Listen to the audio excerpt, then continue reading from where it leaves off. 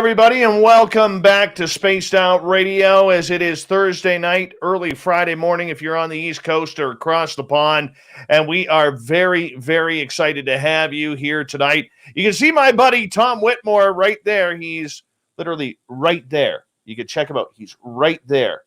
And anyways, Tom is coming on in, and we're going to do a topic tonight.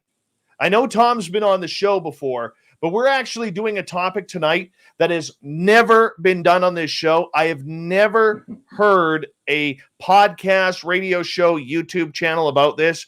The business of UFOs. This is a groundbreaker here tonight, people. A groundbreaker. And before we bring Tom in, even though you can see him, let's give a shout out to everybody in our chat rooms tonight. SJ taking home the gold medal tonight. We have Race Fan with the silver. And we have, oh goodness, a chat room jumped on me. Son of a gun. Hold on. And we have the gorgeous and talented Emily Bigelow taking home the bronze medal. Jack Clark, how you doing, man? It's good to see you. Parkway and Squirrely Susie, how are you? Jan Yannick, the lovely and talented Cosmic Floor, good to see you. As we continue on, Trucker Andrew, always a pleasure to have you here. Jeff DeRuin, Ed Clador, and the lovely Jennifer P. are here. Good to see you. Jay Breezy, good to have you back, my man.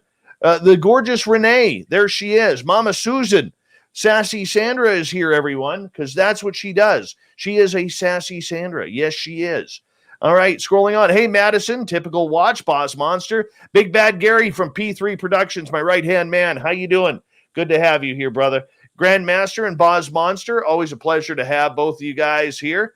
Appreciate you. Hey, Lance and the gorgeous Steph Dickey. Good to see you guys.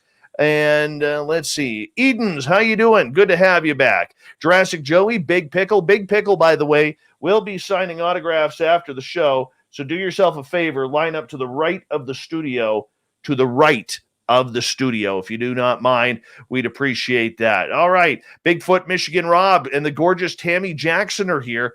And Steve Stockton from KPNL. Good to have you here, brother. And Jurassic Joey, what's up? Millennium, always a pleasure to have you here, man. Thank you for coming on in. And Doc from Wyoming, what's new, man? Thanks for coming. Ozzy, oi, oi to you, my friend. Rye Guy is here. He's here early, first time in a while. Much love, Rye. Rye will be signing autographs after the show. Line up to the left of the studio. To the left of the studio. Noble Patrick, good to see you, my friend. Magnus, nice to have you here. Middle Child, nice to have you back. Mondak and Open-Minded Clarity, welcome to the channel tonight. The gorgeous Jenny Metz is here, everyone. She likes a good wave, so make sure you wave back to her. Michael Morris, good to see you. Robert Dixon, Solar Warden, and Sean, good to have you here. Sensational Sherry is here. She will walk you to the ring for your wrestling match. Linda Thompson, nice to have you here, Linda. Good to see you, my friend. Jeremy Jones and Media Fox, a pleasure. There he is, everyone. Little Mikey Rainbows, my good buddy. Ozzy, Sister is here. Magnus Zerum, always a pleasure to have you here, my friend. Good to see you. And I think we are caught up so far. Oh, there's Rooted in Gorgeous Sacredness and Mark Eddy. Michael Lastuca is here. The lovely Aurea Marie is here. Derek Lindsay, good to see you, my friend. Thank you for coming on in. And there we are. We are caught up. Caught up just like that. We're about just over a minute away here. And Tom Whitmore is our friend. He is here. There's Ben and Joe from UFO Garage, who just did a great podcast with Lynn Wallington, our Saturday night host. So if you want to check that out, go over to UFO Garage on YouTube after the show. Hit that subscribe button. If you haven't already, damn it, you are missing out. UFO Garage, very good friends of Spaced Out Radio here. We love these guys, and they deserve every subscriber and listener they can because they work hard, and damn it, they are funny and a lot of fun. The gorgeous Katie, good to see you here. Joshua, what's happening, man? Good to have you here. Having one of those days where I'm just dying of thirst. Dying of thirst. I don't know what I did, but I'm dying. We got about 30 seconds here, Mr. Tom. Love having you here tonight, my friend. Glad to be here. Delighted. Absolutely. And let's see here. Let's go like Oh, let's go like that. We got 20 seconds. A great way to support this show, ladies and gentlemen, is to hit that subscribe button if you're new. Give us a thumbs up if you don't mind. We would greatly appreciate that. Ring that bell if you haven't already. And the super chat is open for those who feel like doing that. We greatly appreciate it. Here we go.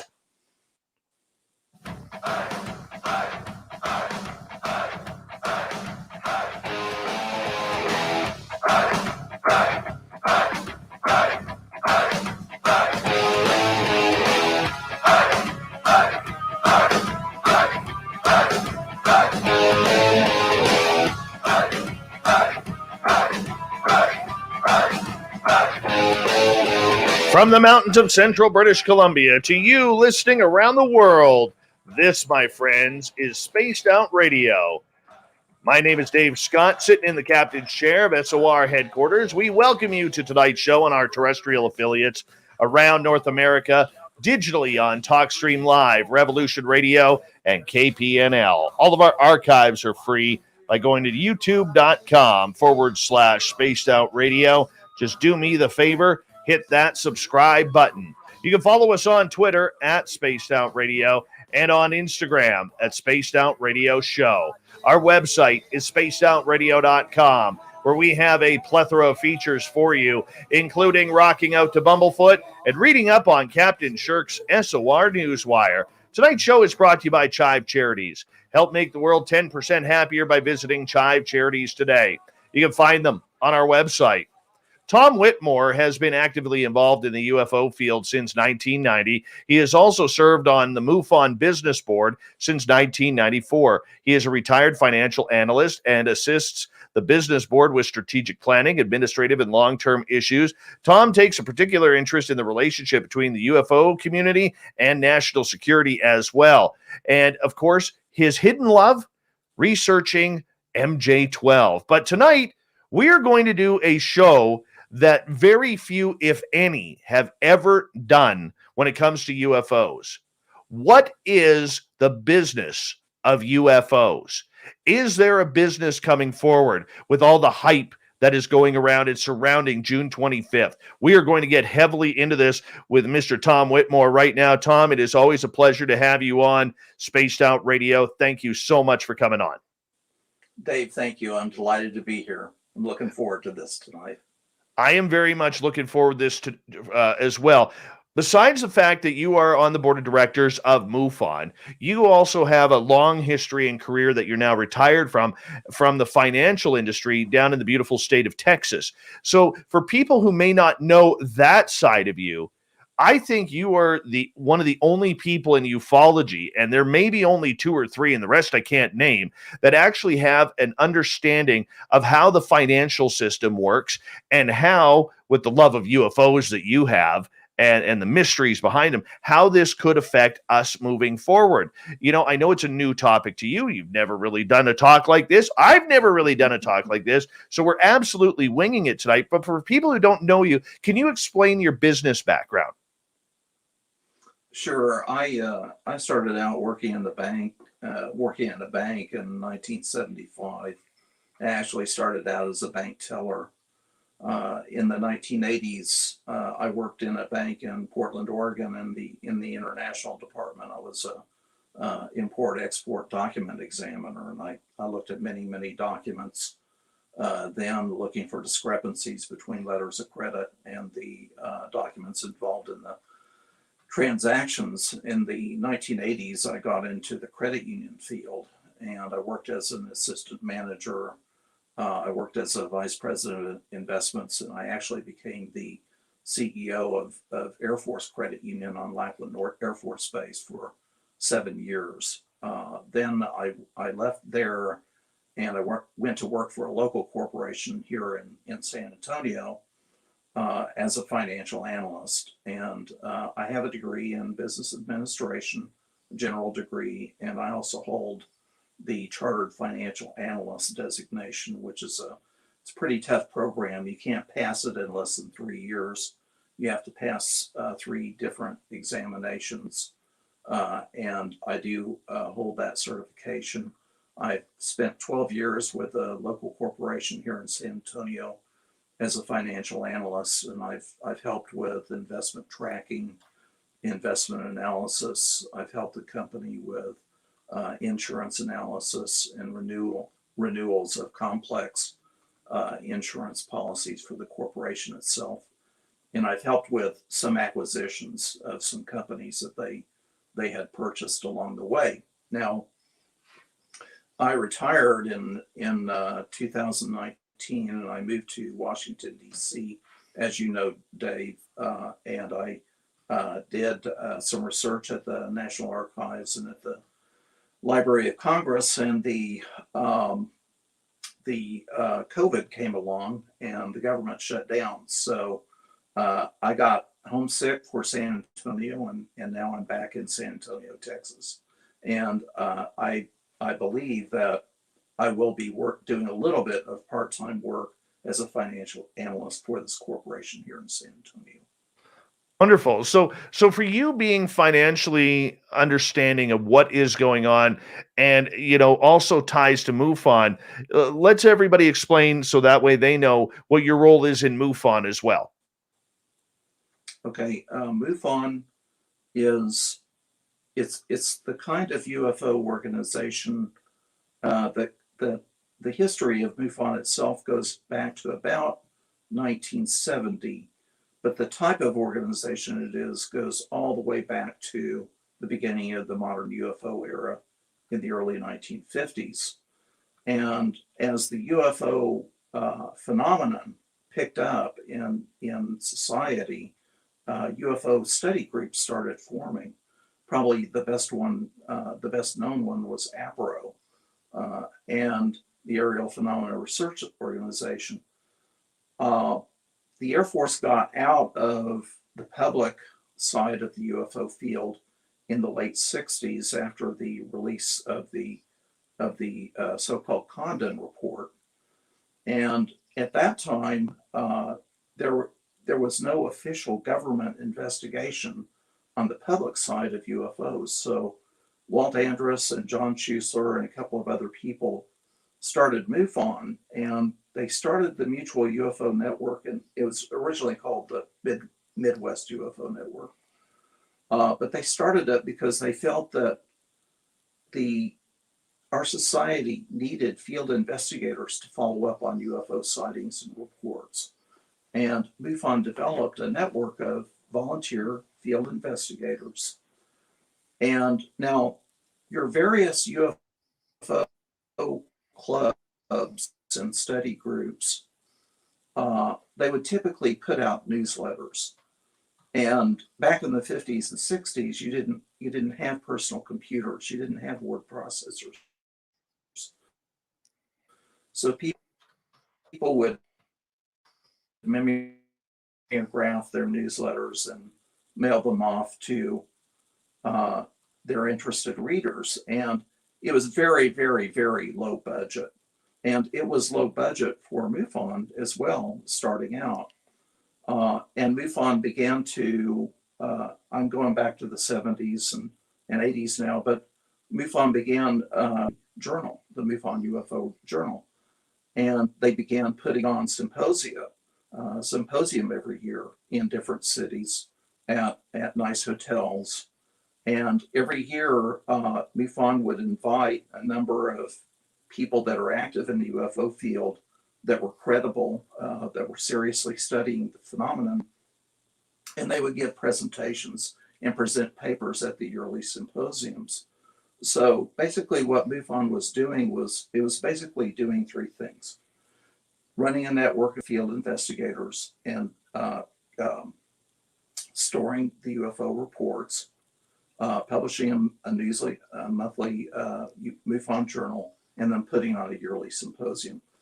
Now, MUFON started around 1968, 69, 1970, and we're still here today. So we have 50 years of history, and over time, even though membership leveled off at about, say, 4,500 members, we've learned how to do those three things pretty well. Now, we're not perfect, but we've learned those well enough that after 50 years, we're still here.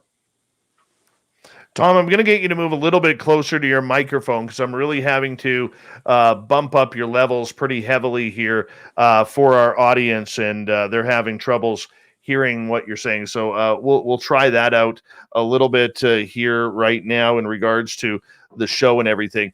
For you having a real interest in the UFO subject as well as a real business side of it, a lot of people forget that the government is business.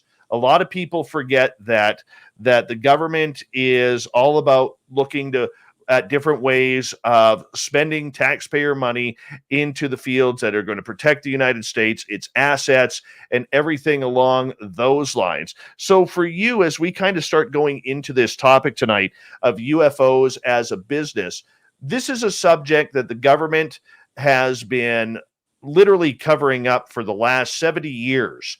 And because of that cover up, they have over time had thousands of reports that they have denied. They have literally shut their military down from talking publicly about this until recently. They have literally put disinfo agents out there towards the UFO community to try and shut people up. I mean, when you look at the history that the US government has, and especially the military has regarding this subject, and then they're all of a sudden about face, it comes down to a big question that you and I have discussed privately as well as on with Grant Cameron on his panels. But it comes down to a big question of why now? Why now all of a sudden are UFOs important?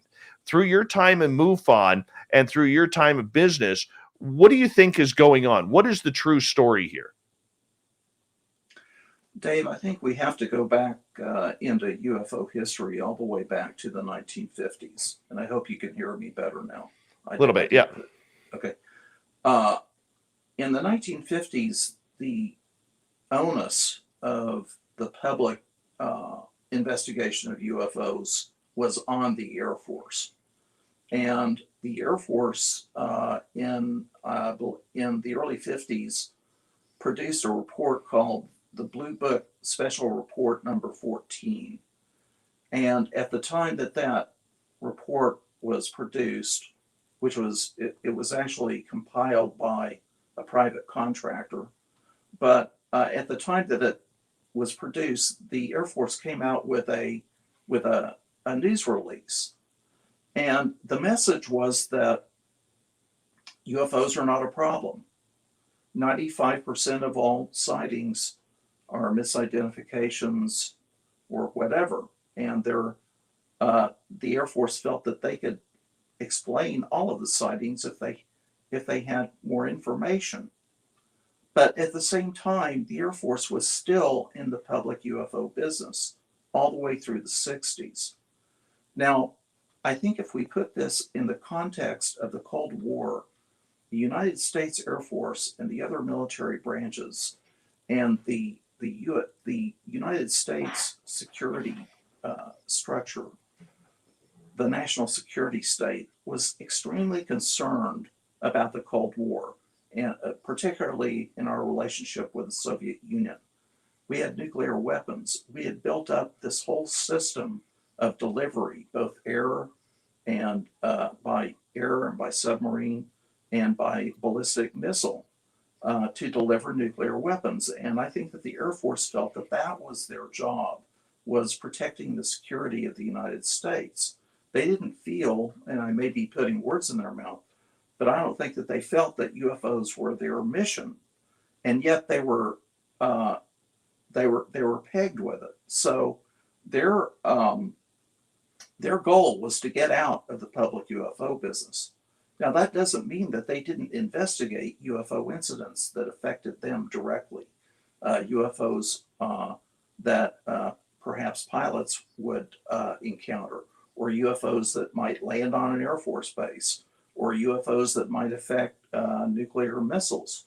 It's not to say that they weren't concerned about that, but they did not want to be in the public UFO business.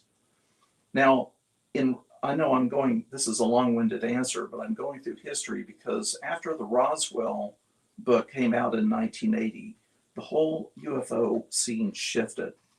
And it shifted toward this concept that maybe the government had recovered one or more UFOs along with alien bodies. And this shifted the whole UFO scene, UFO community's mentality. And at the same time, there was some behind the scenes activity that a lot of people today see as being a disinformation program. Now, did this program occur because we were getting close to the UFO truth, or were certain elements within the government using the UFO groups for other purposes? For example, for counterintelligence purposes. And so the UFO community became very concerned with this whole conspiracy notion of crash saucers and alien bodies and government cover-up. And then we went, in terms of the government-public relationship with UFOs, we went into a very dry period after 1990. And now here we were in 2017 to the present with a completely different situation. And I think this is why you are asking, and a lot of people asking, is why has there been this change? Okay. And I think that it's possible that during the 1980s, the whole MJ-12 affair, the series of documents that started coming out in the 1980s and the 1990s, perhaps that was an experiment to see what kind of reaction the UFO community and the public would have to this concept that maybe we are being visited by one or more alien groups. And perhaps now, Dave, we're in phase 2, and this phase 2 actually has 2 phases as I see it. Phase 1 was Tom DeLonge and his group going public, and Tom DeLonge apparently had been coached by one or more pretty high people in the national security state. And then phase 2 of this phase 2 was the detachment of Chris Mellon and Luis Elizondo going public essentially as whistleblowers. And I see Luis Elizondo as a whistleblower. And I believe that through their activities in the Congress and through the Senate, that they've essentially checkmated the DOD into having to produce this report. What do you mean by checkmated? Well, let's look at the way things normally work. Let's say you want to find out more about what the government knows about UFOs. So you file a Freedom of Information Act request and you send it to the Pentagon. Do you know where that goes? It goes to Public Affairs. And it goes around various places. Maybe you get some information out of that, maybe you don't. There are people like John Greenwald who have waited years and years and years to get information out of the government based on Freedom of Information Act requests. And it's like pulling teeth. Now, if we go back a little bit into UFO history, back in the 1990s, there was an effort that came out of Representative Stephen Schiff of New Mexico to try to find out more about the Roeswell affair and the Roeswell incident. And Mr. Schiff made a request of the Department of Defense. Well, he actually made a request of the General Accounting Office and the Department of Defense to actually do a search of records. And that was done, okay? So there's a big difference between us little citizens making requests of the government for information and members of Congress, for example, congressmen, or in this case, senators, the Senate Intelligence Committee, Marco Rubio in particular, making a request of the DOD. And the reason why I say that they're checkmated is that even though the request is not, it's not actually enacted law, there's an implied threat because the Congress, the Senate and the House have the power of the purse, and DOD knows that. So they have to do something. I understand that, Tom, and I can appreciate that. I do need to know, though, for the fact that you believe that Lou Elizondo and Chris Mellon are more so whistleblowers, and nobody's really talked about them being as such. There's been small chatter about it, but why do you think, or why are you including with, we got about 3 minutes to go here, that they are whistleblowers rather than just people doing their jobs as contractors?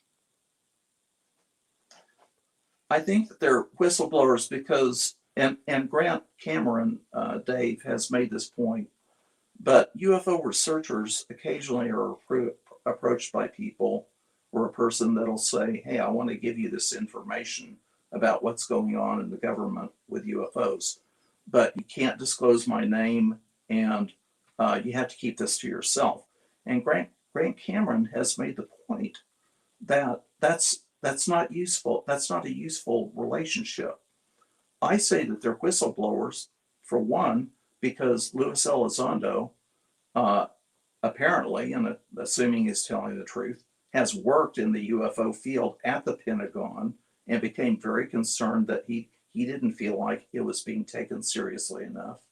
And I think that Chris Mellon has felt the same way. Now Chris Mellon, according to what he's told us, has worked both on the Pentagon side and on the side of the Congress. So these are the first people that I know of actually coming out of the government side, publicly putting pressure on the government to release information. And I get that, and I can appreciate that. But can we buy the narrative with 2 minutes to go, Tom? And maybe we'll have to carry this on through the next half hour. The narrative that we see going on. How do we know that's best for us? You being a part of MUFON, who's been trying to get this message out for decades, have never had the success that these guys are having in the way they're playing the game. And I think that's unfortunate. It is, but it's the dilemma that that the private, well, that the citizens have vis-a-vis the government. And Chris Mellon, like I said, he's worked on the DoD side. He was a assistant deputy secretary of defense, something like that, and he's worked as a staffer on the congressional side. So he understands, from my perspective, he understands the levers of power. He understands how things work over there. Whereas we citizens, many of us are not from a government background. We haven't worked in high levels in government. Louis Elizondo, I'm not exactly sure what his rank was or how high he was in the food chain, but he was high enough to know how to put pressure on the Pentagon for this. So I just think, Dave, to answer your question, I think there is a big difference between the citizen perspective on approaching the government and people with government experience and people that have been embedded in government knowing how to bring something like this about. I'm going to get you to hold on right there because we are going to go to break here at the bottom of the hour. We appreciate Tom Whitmore from MUFON coming in. The business of UFOs tonight. And when we come back, we're going to get into the idea of UFOs. What are the financial implications of June 25th? This is what we're going to talk about next because, hey, we're only over a week and a half away from the big day, or 2 weeks. And man, I'm telling you, we got to be ready for whatever comes out. We'll be back. Hour 2 of Spaced Out Radio next.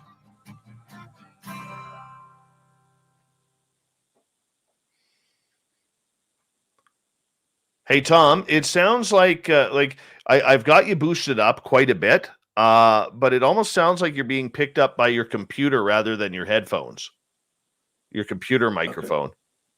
Okay, could it be because of the program? Because like when I leave, you know, what should I do? I'm on an iPad Pro. Oh, okay. I don't know. Maybe bring I could get closer to the. Yeah, let's try that. Let's see if that's it. How does that sound? Does that sound any better? Yeah, much louder. Is there any way you could turn it down a little bit so we could see you? Because we got a great view of your bookshelf there. That's perfect right there. Okay. Yeah, that's perfect. Yeah, And much you can better. hear me better? Yeah, much louder. Thank you. Let's try this. How does that sound? You sound the exact same. So I don't think it was coming through your headphones. Okay. Sorry about that. Oh, I'm oh, planning on getting a really good microphone. I've got a mat on order, a real nice. mat, and I'm going to get a pretty good microphone. So hopefully that'll help in the future. Oh, little Davy Altman is here. Hi, little Davy Altman. What's going on? Yep. When you need things done, you contact little Davy Altman. Yes, him and his band of brothers are going to get things done for you. At an exceptional fee as well. Exceptional fee. Oh, he's like, shut up, Dave. Shut up. Oh. All right. How's the weather up there, Dave? It's been cloudy, clear, sunny, windy, hail, typical spring in the Caribou. It's getting hot here, which is the way I like it. I did wear shorts today. That's good. Yeah. How warm does it get up there in the summer? It can get over 100 degrees here. Oh, really? Yeah. And like you guys down there, we have no, or I guess not so much in Texas, but we have very little to no humidity here either. That must be nice. Yeah. So, I mean, I love it in wintertime because, like, I have really bad knees. And wintertime, my knees feel like I'm a young kid again. Like, even though it's, like, at times unbearably cold, my knees always feel so much better in the cold. It's amazing. Really? Yeah. Yeah, my knees aren't getting any better, that's for sure. How many guitars do you have over there, Dave? Right now in this room here, there's 5, and there's well, let me see here. There's 2 more upstairs, 3 more upstairs. I own a pink shell Stratocaster. Nice. You got to put that on your wall. I should.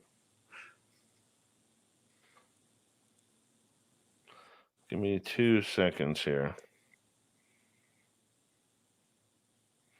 How long do we got? Okay.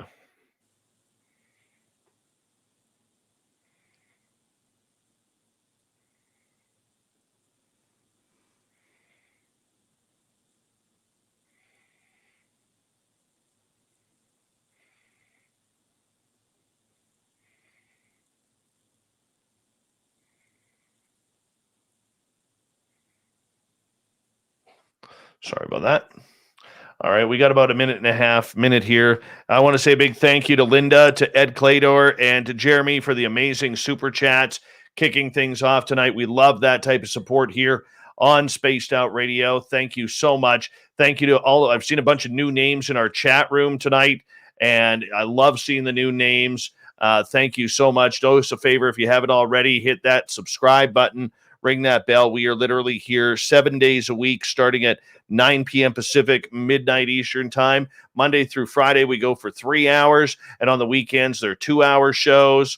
And, that's something that I look forward to. I know you guys look forward to it. And we appreciate you being here. We're going to kick off in about 30 seconds here, hour number 2. Hi, Mental Pancakes. Hi, Aiden. How you doing, guys? Good to see you. Magnus Zerum, Trust Divine Mercy. Good to have you back. And appreciate the support and the love here. And and hit that like button. Yes, give us a thumbs up, thumbs down, or thumbs sideways. Thank you, gorgeous lady blah blah. We appreciate that. And here we go. We got like 5 seconds, Tom. Hold on. Okay.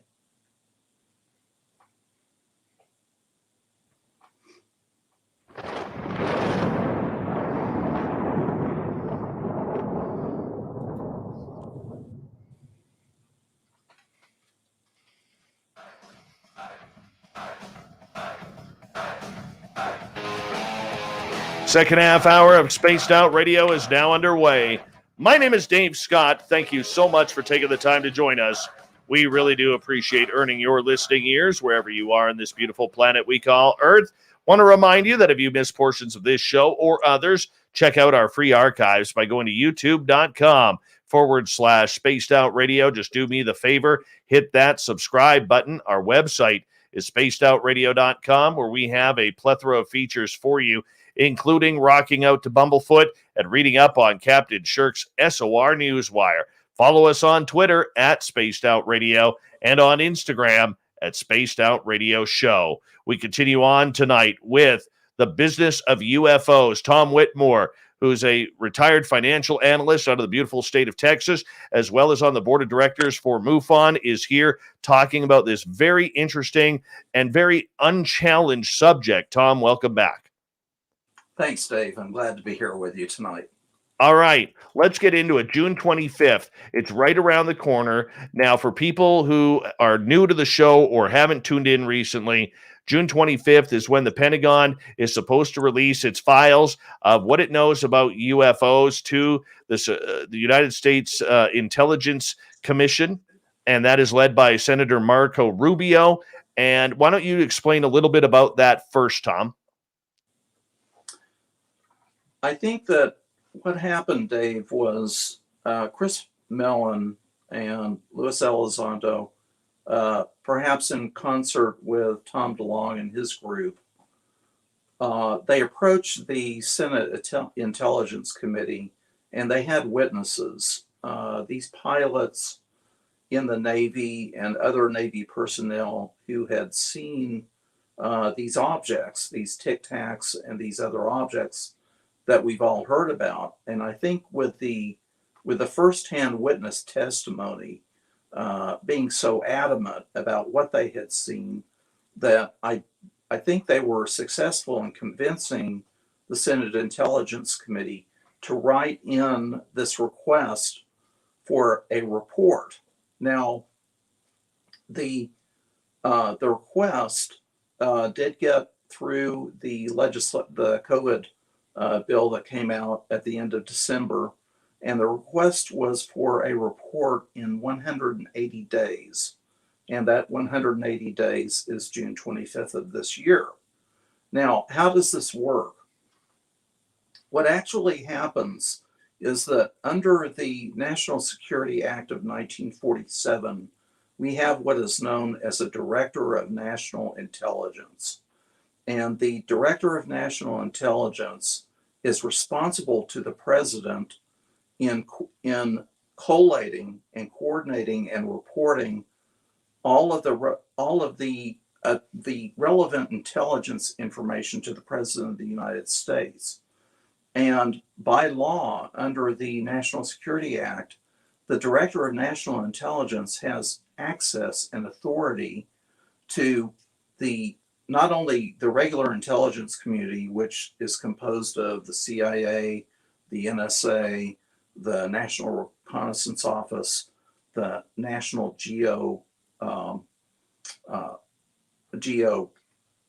Reporting Center, Intelligence Agency, the intelligence components of the military branches, and any other government agencies that collect intelligence. So what should be happening is the Director of National Intelligence should receive whatever information and data that's been collected through all of these 14, 16 intelligence elements within the U.S. government, and it should be put into a report of their findings. Now, in reality, that's an awful lot of work to get done, and agencies may or may not, one, be cooperative, and two, they may or may not have had enough time to collect all of this information.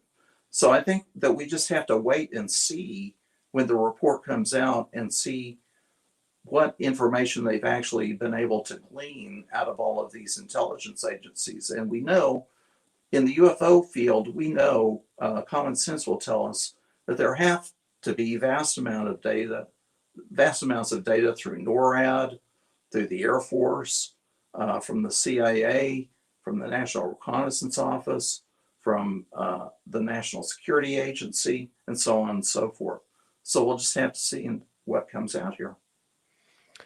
Are you expecting, from a ufological standpoint, anything important that may rock the world or shock the world to come out? Because I don't believe that we are going to see President Biden come out and say, ladies and gentlemen, we've got aliens. I don't see that happening. I don't see anything about dead bodies. I don't even see anything about crash retrievals. Where do you think we're going with this? Because right now, this has the potential to be the closest shot we have to anything of real authority coming out. I think something significant has already happened, Dave, because some of this information was leaked to the New York Times.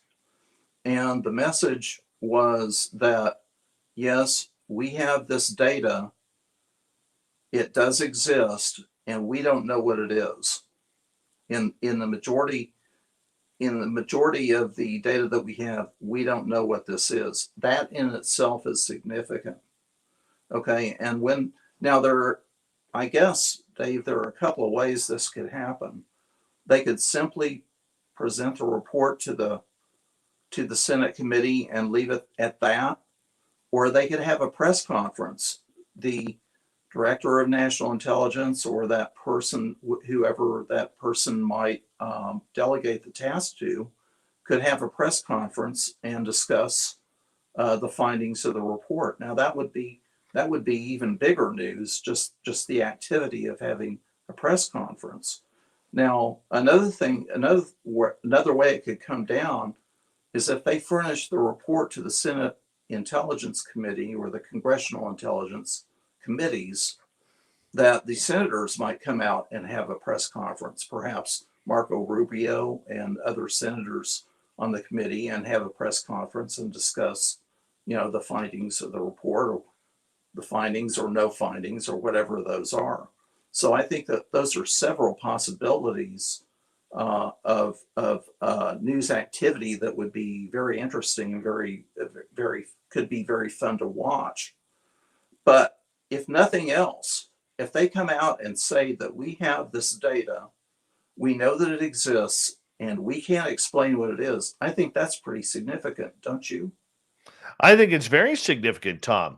But the fact is, I think for us in the UFO field, or even those who are experiencers, I think we want the juice, man. We want what we've been waiting for years, which is, tell us the aliens are here. But right now, I do believe that there is a very strong narrative being played. We see people from Barack Obama on down saying the exact same speech that everyone is saying about these aircraft and the way they are detailing these Tic Tacs. And I think the narrative is in full swing to try and keep control, because in the end, as I've said numerous times over the last couple of weeks on this show, that they have to be very, very careful, they being the U.S. government, regarding what they release, because we don't know what kind of secrets they are trying to keep or hide from the public under national security, or just because they don't want to talk about them.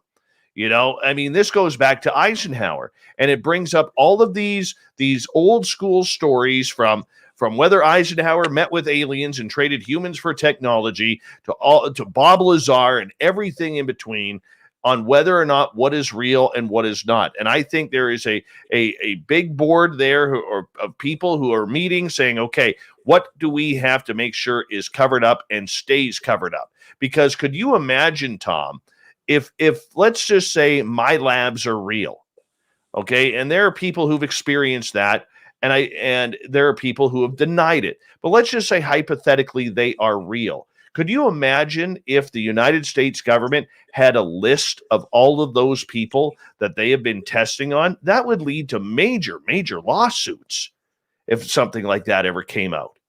Because for some of it, it's generational. Oh, yes. And we don't know what they're covering up, if anything. But I do know this, Dave.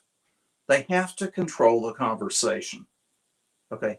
They have to. They don't have any choice, because whether they're covering up something or not, if they hold a press conference and say that UFOs, UAPs are real, it's a real issue, there's no denying it, then people are going to really start digging into this, okay, big time. And they're going to demand more answers. They're going to have a million questions.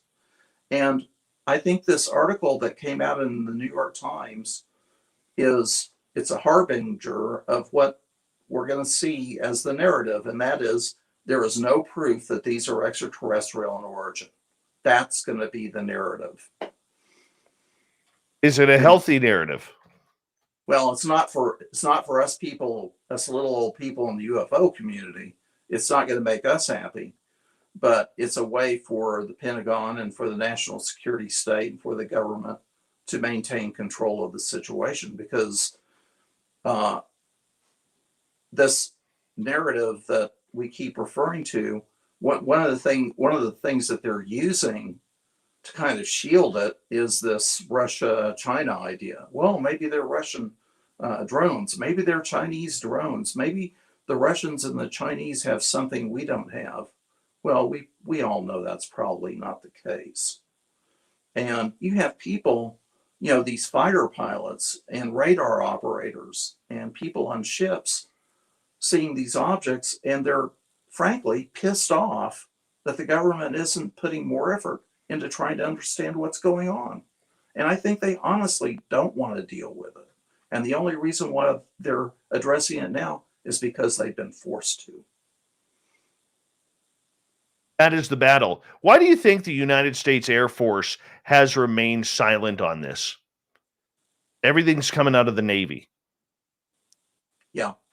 Well, like I said earlier, the Air Force got out of this business around 1970, and they have not wanted to get back into it.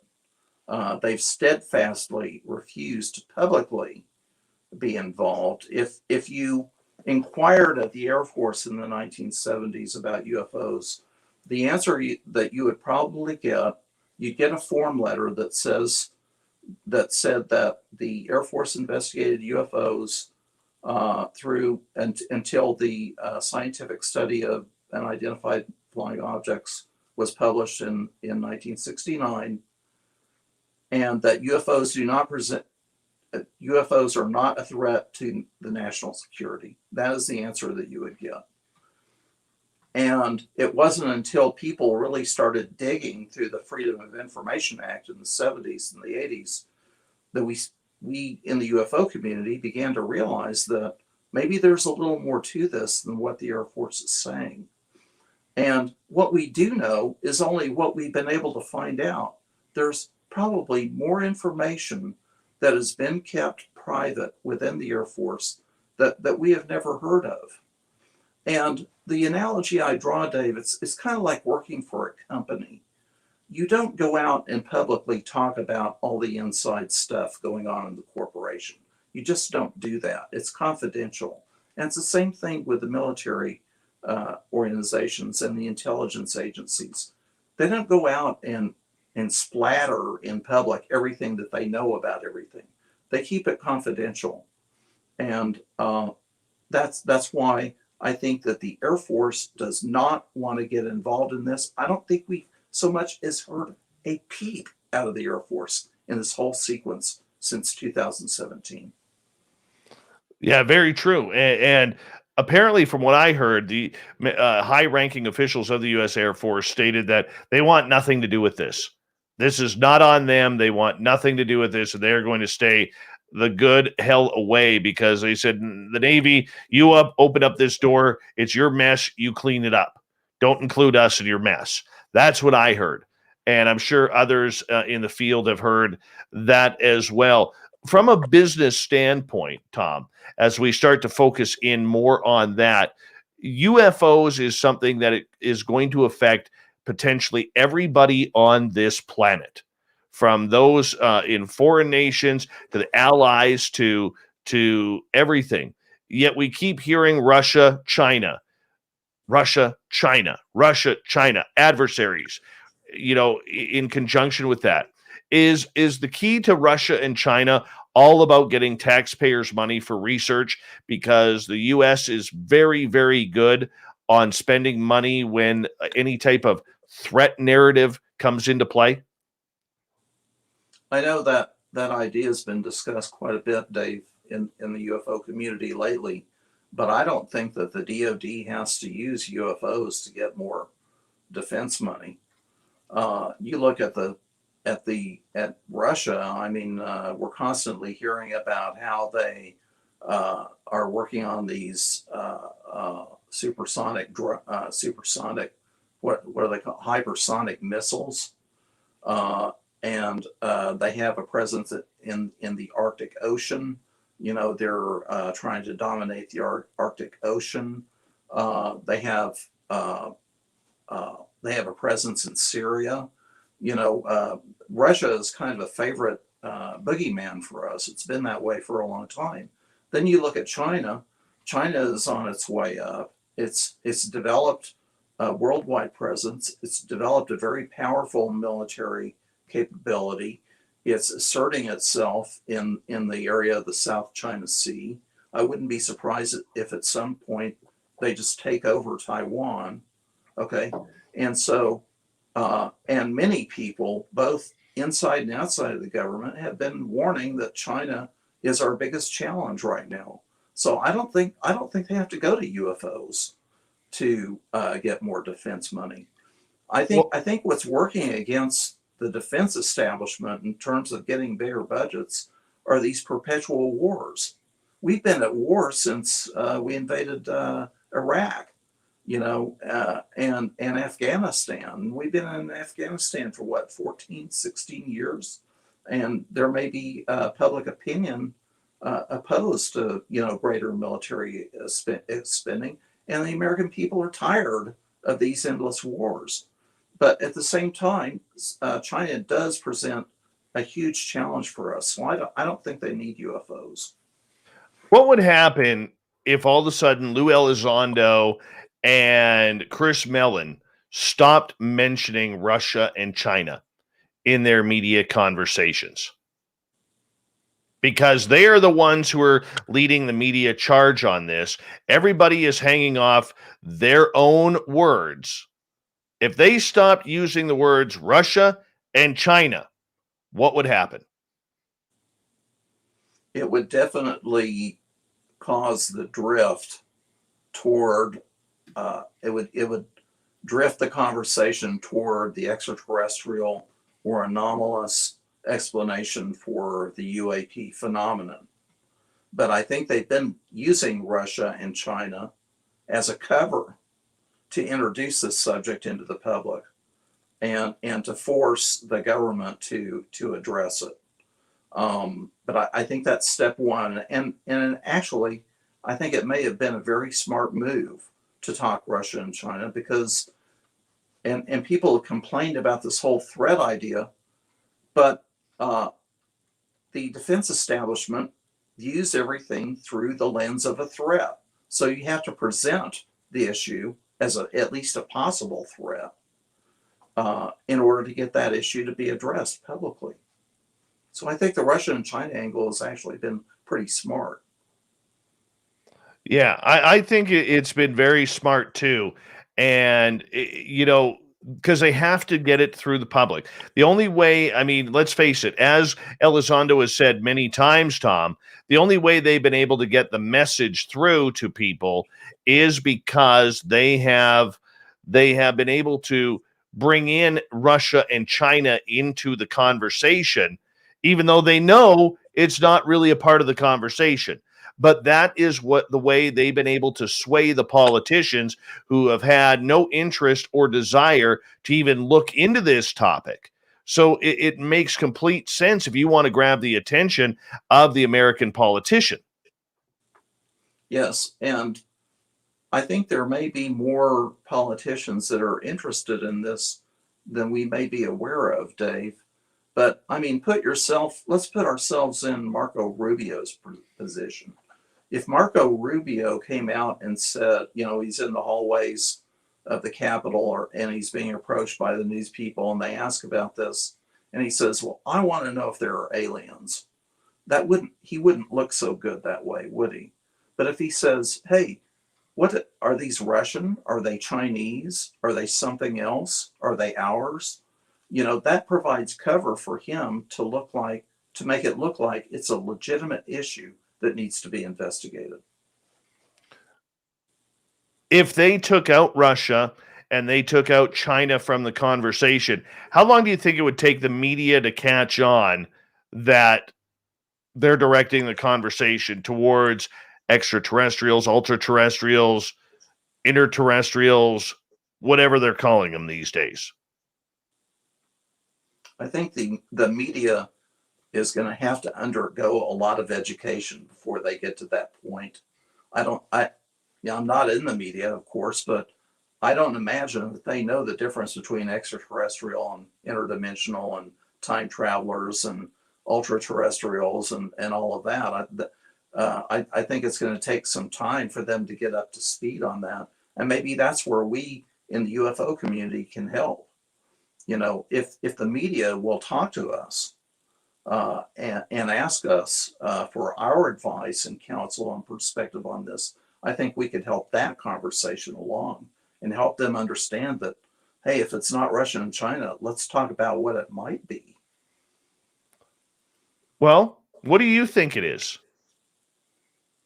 I think the common sense explanation is extraterrestrial, but we've heard so much noise about other explanations, particularly either interdimensional or what I call intraterrestrial. And when I say intraterrestrial, I mean that they're here, okay, and they've been here for quite a while, and maybe they're undersea, maybe they're inside mountains, maybe they're in the deep dark recesses of the earth somewhere, and they've been here for thousands, possibly even millions of years. That idea really seems to be getting more traction. But we simply don't know, Dave. We just don't have enough information yet. We don't have confirmation to know whether they're truly extraterrestrial or not. Now, if you believe Richard Doty, they're from Zeta Reticuli area, okay? And two saucers crashed at the Roeswell incident, one in Corona, New Mexico, and one in Horse Mesa, New Mexico. And the government started studying it back then, and they've been in communication with extraterrestrials. And that's almost the standard extraterrestrial legend. And Paul Hellyer also, as we got about 10 seconds here, Paul Hellyer also believes that the Canadian government has been in contact with a couple of extraterrestrial species as well. So this is something that is going on, and somebody like Paul Hellyer is pretty much an insider just as much as Elizondo is, maybe a little bit more open to the cause. But Tom, I'm going to get you to go hold on right there, because we are going to go to break here at the top of the hour. So we wrap up hour number 1, hour number 2 with Tom Whitmore. The business of UFOs. Is there a business? When we come back from the break, we're going to get into the financial aspect of this. How will this affect markets if we learn aliens are real? How is this going to affect everything from people selling T-shirts online to those claiming the end is nigh and Armageddon is coming? Spaced Out Radio continues with hour 2 right after this. Okay, Tom, I'm just going to run my dogs out. I'll be right back, and I'm going to pot down your mic, okay? Okay.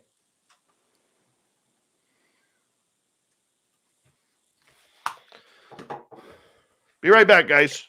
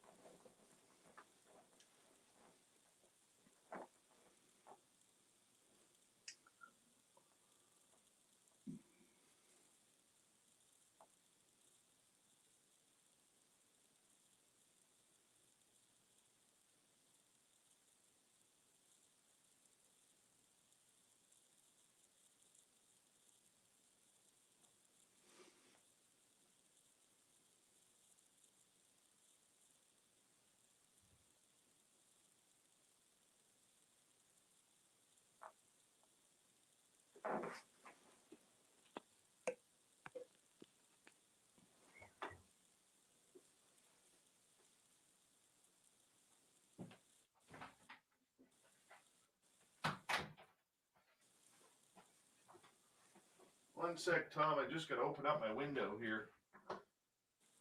Yeah, okay.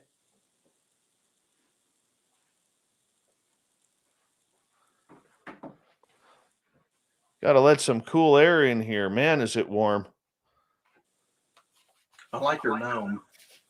Oh, yeah. That was made by one of my listeners. That is from the Michael Leger. I love this little guy. He's got the SOR and the microphone. He carved this for me. Good job. Isn't that amazing? Yes. And you know what's actually really awesome about it is I always put my headphones kind of on my desk afterwards, and they would always slip off. And I was like, gee whiz, I wish I had something to put my headphones on. So now I just slip my headphones over top of that, and my headphones don't move after that. So it's really awesome. There you go. Yeah, it worked out really well. Worked out really, really well. So I'm pretty happy about that. Hey, Vinster, how you doing, buddy? Good to see you. Just got back from the bingo halls, I assume. All right. Let's see. Who else has come into the chat room here? Oh, hey, Clam. How's it going? And Preston Beckett, good to see you. And let's see if I'm missing anybody else here. I don't think so, but we'll do a quick check. I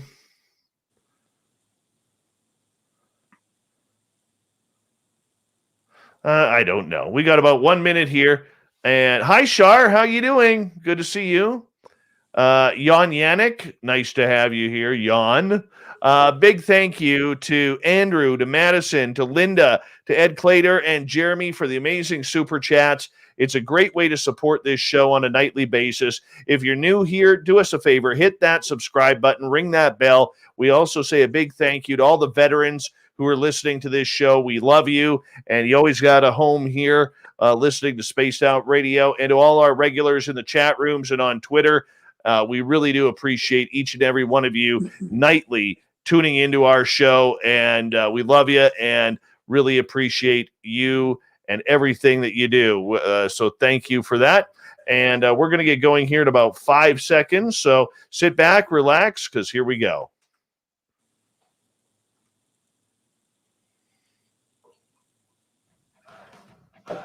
You're listening to Spaced Out Radio with Dave Scott. Follow Dave on Twitter at Spaced Out Radio and on Facebook, Spaced Out Radio Show. We're kicking off hour number 2 of Spaced Out Radio tonight. Thank you so much for joining us. Really do appreciate earning your listening ears wherever you are on this beautiful planet we call Earth. I want to say hello to everyone listening in on our terrestrial affiliates around North America and digitally on TalkStream Live, Revolution Radio, and KPNL. All of our archives are free by going to youtube.com/Spaced Out Radio.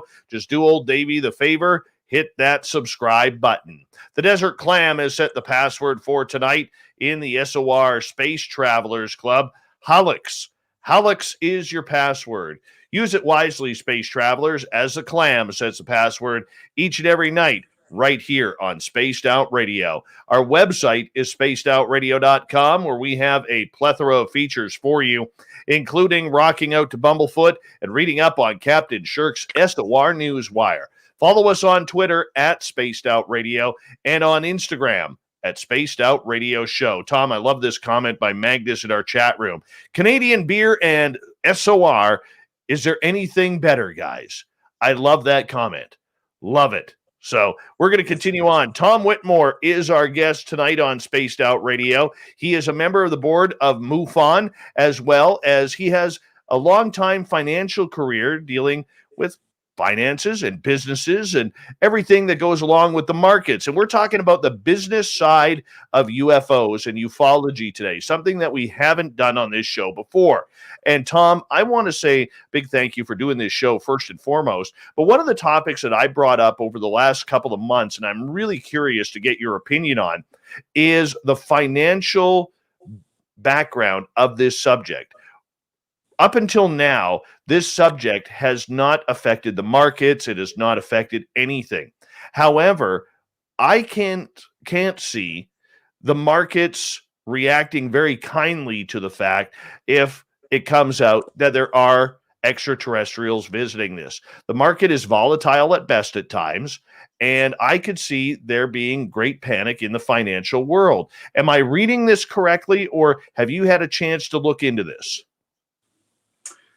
Dave, it depends on what the news is. And I know that I'll speak for myself, and I think other people in the UFO community feel that we need to have the kind of disclosure that really lays it on the table.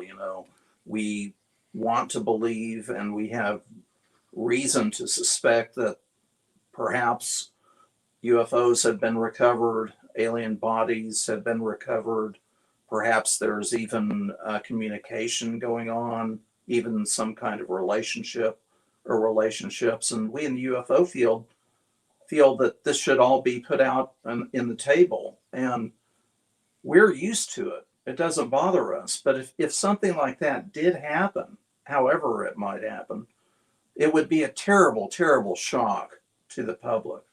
And I just don't see that happening. It's just too risky. And now what I could see happening is that, let's say this report comes out and it's apparent that the government has data that they cannot explain. And then we have to ask, what happens after that? Okay. Now, people that are reasonable and logical and mature will say, okay, there's something to this, that this could be, maybe there's really something to this. But at the same time, there's going to be denial. And people are going to have to, the media and the authorities in society, such as academia, they're going to have to digest that material. And I don't think that we can foresee what the outcome of that is. Now, I'm talking about just the fact that the report states that there's some data that we can't explain. Okay. I'm not talking about them saying that there are crash saucers and alien bodies and all that. Now, and so the authorities in society, the media, the politicians, the academia, the scientific community, they're going to have to digest that. And I think it remains to be seen how they digest it, or if they even do so. They may just stay in denial, because let's say the reporters run up to the Air Force and they say, what about these UFOs? Doesn't this report show that there's data you can't explain? And the Air Force comes back and says, UFOs are not an issue. We've studied UFOs for years. We've demonstrated time after time that UFOs are not an issue and they're not a threat to the United States security. And there you go, right there. You're getting nowhere. If it comes out that aliens are real, do you believe that this would send the markets into a complete panic? Whether it's to start loading up on any type of military organization or programs in the stock market, or whether it's the stock market crashing, because there's a lot of areas where the stock market can be affected. War is one of them. Usually the stocks in any type of defense contractor goes way up during a war with the military industrial complex. Do you see that continuing as well? I don't see that happening unless for some reason it became perfectly obvious that we're being visited by aliens, and it's just right in front of our faces. Okay. Now, again, for us in the UFO community, that's no shock. But if it's presented to the public in such a way that it can't be denied, and it's in their face, and the public has to face up to it, then yes, I could see some kind of panic, at least in the short term, ensuing. But you know what the markets always do, Dave? You know what Wall Street always does? They sit down and they try to figure out, okay, how can we make money out of it? and then the Oh, panic's over.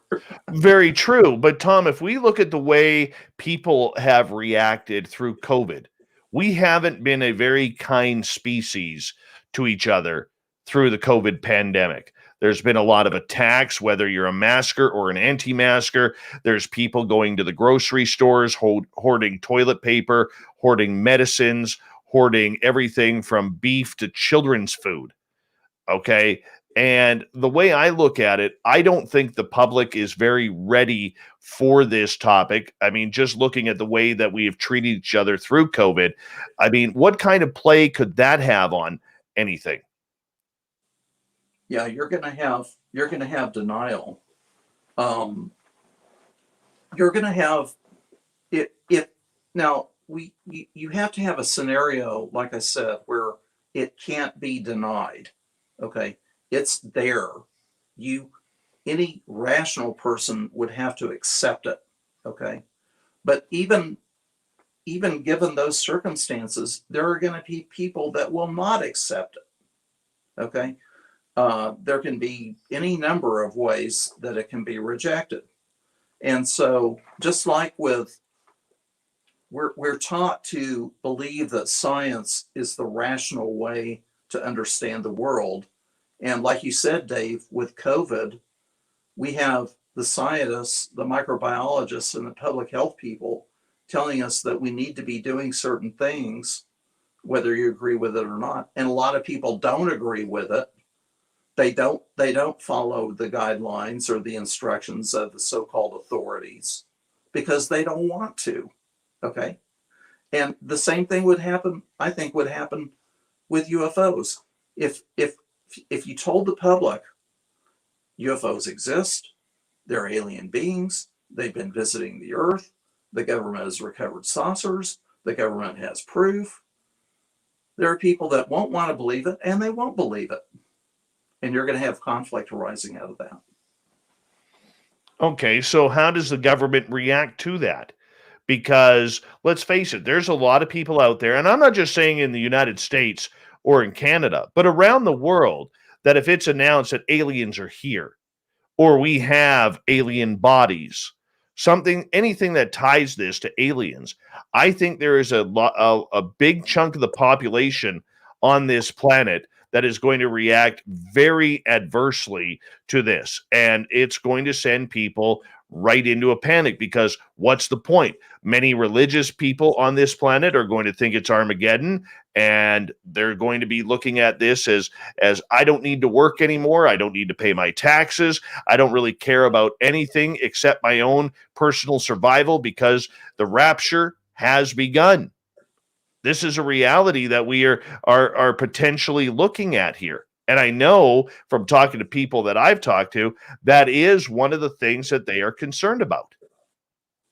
Well, and it may be one of the dynamics in the Pentagon itself, because Luis Elizondo has pointed out that there's a faction within DOD that is they're conservative Christians, they're evangelical Christians, and the UFOs are demons. Okay, so you have that, and you're absolutely right, Dave. That is going to be a factor in how all of this plays out, and it's also complex because think of all the countries in the world, all of the different cultures, particularly Islam. For example, if we truly had proof of the alien presence and it was brought out into the public and put in such a way that it can't be denied, how would the Islamic world react to it? I really don't know. Okay, and that could be a source of conflict right there. Well, maybe that's something that the authorities take into consideration. I mean, you also have to look, even though the Pope has come out stating that, if aliens are real, he would do his best to baptize them to become good Christians of Jesus Christ. I mean, there's still 1.5 billion Catholics on this planet who may be very scared that this is going on. I mean, there's a lot of fear that is going to erupt around this subject, which will affect absolutely everything. So what we're doing is we're making a very good argument for non-disclosure from the authority standpoint. Would you agree? I don't think society is ready.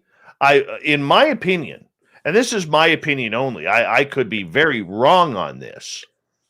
I think that 25 and under crowd, maybe the 30 and under crowd, right into the children who aren't even born yet or being born at this exact second, I think that crowd is much more spiritually advanced than what we are seeing with the generations that say 35 years of age and older. My age, your age, the people above us, the people in between us. Because I think with our age, we're still locked into that old school thought where our parents, our grandparents, our great grandparents all were very highly religious. I mean, we forget that there used to be a highly religious society here in North America, and that has gone by the wayside for a lot of people over the last 10, 15, 20 years.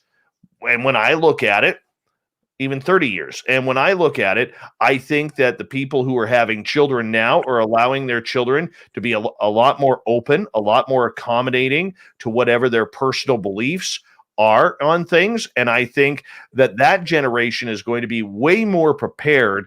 Doesn't matter whether you're Hindu, whether you're Islamic, whether you're Catholic or Protestant. I think that generation is going to be well more prepared for any type of ET contact because they're already open to the possibility. Their minds are so vast and expansive that they just want to take it all in compared to the conservative ways that we are seeing with a lot of the older generations out here. Well, Dave, let me ask you this. Why do you think that younger generation is more open to it? Why do you think that is? If I were to look at my own children, Tom, I would say that I have, even though I'm a big believer in God personally, I have never pressed any type of religion on my children. I've allowed them, if they've had questions, I've said, well, this is Dad's belief. And I believe that I've tried to raise my children and the children that I know that they've hung out with, tried to raise them as, being open-minded and cognizant to, loving one another, loving people, loving their environment. Not that I'm trying to raise a bunch of hippies or anything like that, but I want them to be open-minded enough to know that in this beautiful universe and the entire solar system, that there is more out there than what we know just walking on this planet. And go for it. Go find it and enjoy the ride while you can, because time is finite and we have to be able to take advantage of every minute that we have here. Dave, I wouldn't be surprised if, this is a little bit of my own theory, but I wouldn't be surprised that if, because of the introduction of the MJ12 type documents in the 1980s and the UFO cover-up live program in 1988 and the continuation of this pattern into the 90s, all the way basically up to the present time, I'm wondering if somebody hasn't been watching all this to see how society is reacting. And maybe you're right, Dave, when we ask the question, why now? Maybe certain people in authority have decided that society is ready for this next step. Okay. And the next step is admitting, yes, it's real. Okay. Maybe. And it'll be interesting to see what comes out in this report. Now, a couple of things could happen. Let's ask ourselves this, Dave. The report comes out. Is the momentum going to continue, or is it going to slack off and die off? That we don't know. That we truly don't know. That's the $1 million question. And that's why I can see people, if it comes down, and I don't think it will on the 25th, but if it were to come down on the 25th or even soon after, eventually the tie to extraterrestrials is going to be put together with these UAP. The government has done a great job at segregating UFOs from aliens. And Tom, you've heard me say it. My audience has heard me say it, but I'll repeat it.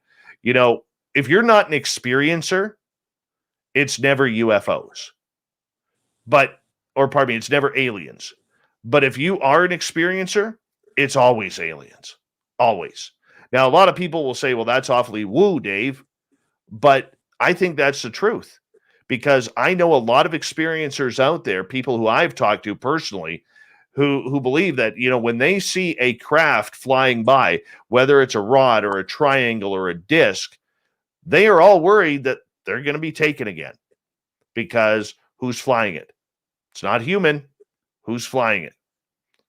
And the way the government has been able to pull the wool over their eyes of the media and the public, stating that, look, we don't know if these are drones, we don't know if they're being piloted. Well, if they're being piloted, who's piloting them? If they're not from here, who's piloting them? And if they are drones not from here, who's at control of those drones, and where are they? Are they in space? Are they in a different dimension? These are questions that need to eventually come up. And that will affect everybody on what we do, because we're very enclosed here. We're very enclosed. We're more interested in what's on our phone than what's in the sky. Mm-hmm. Well, one of the outcomes that is possible, I think, Dave, is that depending on what comes out in this report, maybe some serious investigative type reporters and journalists will really start digging into this. Okay, if you get a Woodward and a Bernstein scenario where there are reputations to be made, people can make a name for themselves. They can be the reporters, the journalists that break this wide open. That could be a factor that could continue this momentum that we've seen, because even a conservative old guy like me will admit that right now we're seeing a tremendous amount of momentum in the press and in the media. And that's a good thing. It's going to be hard to keep that up, though, don't you think? Or do you think that? Well, eventually, if you go by the old saying in journalism, if it bleeds, it leads. This story, if you want to continue the momentum, you're going to have to give them another angle, because eventually the media is going to burn out about orbs and tic tacs over U.S. military ships. And why haven't we shot one down? Eventually, that might be the next question. Why have we not shot one down if they are infiltrating our training facilities, if they are turning on our nuclear weapons?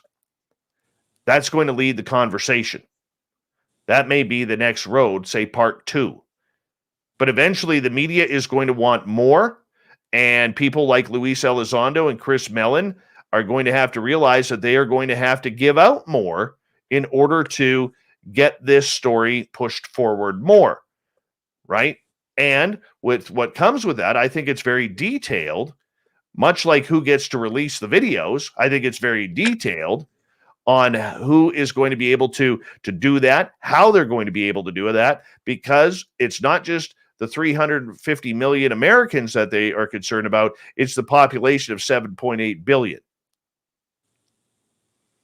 Yeah, and the Mellon Elizondo team may be constrained in that maybe they can't really say anything more without violating their security oaths and getting into what the government considers to be classified information.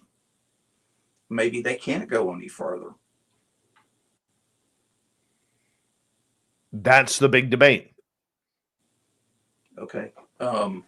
But, we all know we have like Ralph Blumenthal and Leslie Keane. They've been digging. There's a reporter in Australia by the name of Ross Coulthard. He's been digging. He's like on 60 Minutes level in Australia. And it's been explained to me that, Ralph and Leslie, they pitched their stories to the New York Times, but the New York Times editors may or may not buy it. And the more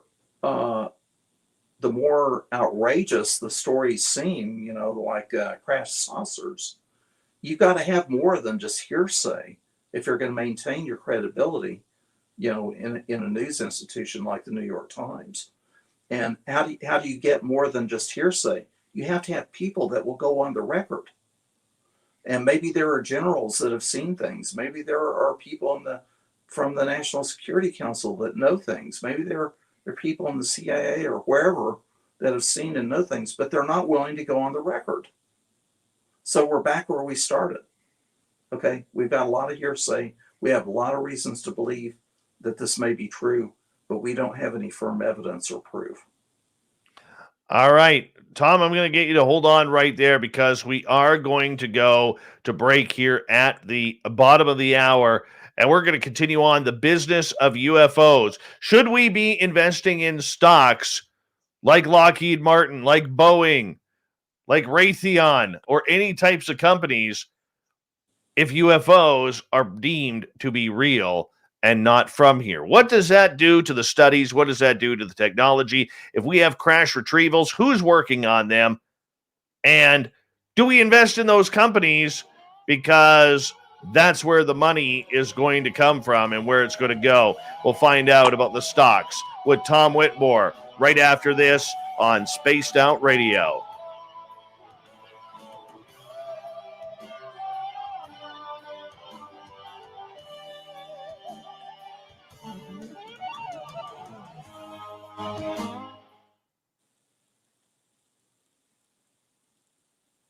All right, we're clear. That was a fast half hour. Yes, it was. That was insane. All right, Tom. I got to do my Mighty Moose beard oil plug here. I'm using the True North blend tonight for Mighty Moose beard. You know, Gary the Dutchman, he owns Mighty Moose beard oil at mightymoosebeard.com. And he's a good guy, but let's face it. He's Dutch, he's cheap, and he doesn't like giving deals. He's got a great beard, but, you know, a lot of Dutch people will never give you a deal. They just won't. All right? That's just the way they are. But Gary the Dutchman is going to allow you to use promo code SOR2019 in order to get a deal at mightymoosebeard.com. So remember, this is all in Canadian money. So if you're American, all right, you're paying like way less, and he's going to ship it to you. Let me show you how it works. You just squeeze the bottle there like so, open up the lid. And ladies, this is not just for beards too. You can use this in your hair, and you drop it into your hands like so. It smells like Canadian forest there. All right, so you just rub it into your beard like so, massage it in. That's it. Massage it in, much like Vinny does with his bingo dabbers each and every night. And then you take the rest, because there's still a bunch on your hands, and you rub it into your hair like so. You rub it into your hair like so. And let me tell you, it feels great. It is all natural, no chemicals, which means it helps moisturize your hair properly. It helps so there are no split ends. So it works for men. It works for women. Don't let the title fool you. But go to mightymoosebeard.com. Tell Gary the Dutchman you want that deal from using promo code SOR2019. He's going to grind his teeth in anger because he wants full price, but he's going to obey by it, and he's going to give you that deal. mightymoosebeard.com. So go check it out. All right, there you go, Tom. I just wish I had half your hair, Dave. I'll give you some. I told you I would. I told you I would. You'd look like Sean Connery in The Rock. All right. One quick sec here. Abe Trov, how you doing, buddy? Good to see you. 416 Bitcoin. I owe you a phone call. I was supposed to call you today. I apologize. I got called into work, and I had my buddy Mike doing some jobs around my house, and then I had to get my kid from school. Literally, I ran out of time today. I wholeheartedly apologize. I'm going to try and get a hold of you on the weekend if you don't mind. It is completely my fault there. I'm sorry about that. But sometimes I hate to say it, I run out of time. And that's what happened today. But we are going to talk, brother. I promise you that. We are going to talk. Okay? So that will be really, really cool when we do. Let's see here. Let's see. Gene is saying the guest is getting all offended by Dave's hair talk. I certainly don't have any. Uh-huh. Well, like I said, Tom, I could lend you some. Joe is saying Canadian money is almost like real money. Almost. Aurea Marie says, I am Dutch and I always love Dave slacking us off. Hey, Smoking Joe, what's happening? Chad, there's nothing like a Canadian apology. What is in the Open-minded clarity. Dave, what if I'm a Dutch hippie that works at 7-Eleven? Should I invest in SpaceX if they announce that there are craft 200 years of where we are led to believe? Damn it. Yes, open-minded clarity. Yes. All right. Absolutely. Every time my father-in-law comes to town, Tom, because he was born in Holland, I put him against a wall and I frisk him. He goes, "What the fuck are you doing?" And I say to him, I said, "I'm looking for your first dollar. I want to see it. I know it's on you somewhere." Yeah, every time. It's awesome.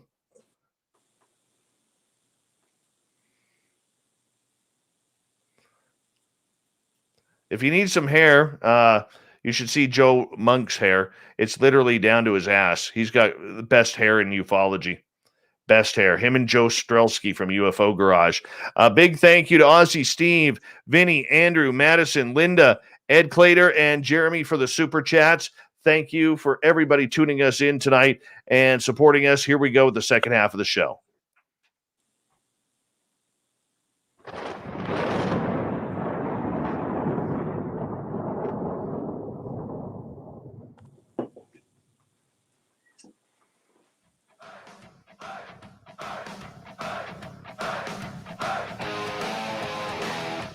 Second half of Spaced Out Radio is now underway. My name is Dave Scott. Thank you so much for joining us.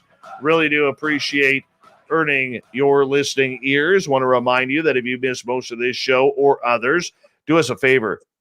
Hit that subscribe button on our YouTube channel, youtube.com/Spaced Out Radio. We keep all of our archives free for you because we don't want to charge for that. There's too many people trying to charge for archives. Not us. Why? Because this information is free, damn it. And that's what we do here. All right, our website, spacedoutradio.com, where we have a plethora of features for you, including rocking out to Bumblefoot and reading up on Captain Shirk's SOR Newswire. Follow us on Twitter at Spaced Out Radio and on Instagram at Spaced Out Radio Show. From his home in San Antonio, Texas, parts unknown, weight unknown, but he's been known to swing a mean steel chair in the field of ufology. Tom Whitmore is here. He's on the board of directors for MUFON. He is retired as a financial analyst from his beautiful home in Texas. Tom, welcome back. Thank you, Dave. I'm delighted to be here. I'm having a great time. Yeah, me too, man. A lot of people have not focused on the business side, Tom, of UFOs. It seems that we're so focused on the military, on the Navy, on the videos, and the I don't know what this is type of answers that we are getting from all sorts of government people. When are we going to start looking at this from a business standpoint? You know, that's a good question, Dave. In fact, it's almost an exercise in creativity because it's hard to see how UFOs would become big business. The UFO field historically has been very low budget. In fact, there's a strain of people in the UFO community. It's been pretty consistent over the decades that they feel like the UFO group should have nothing to do with money. Everything should be free. And, you know, it's a reality in life. It takes money to do things. But how do UFOs become big business? The only way I can really see that happening is if there is some kind of breakthrough in either propulsion or maybe anti-gravity. and the Lockheeds of the world, the Northrops, maybe if they're working on this stuff, if they've had quote unquote alien technology to work on, if at some point they can introduce it into the marketplace, then yes, I think that could be an issue.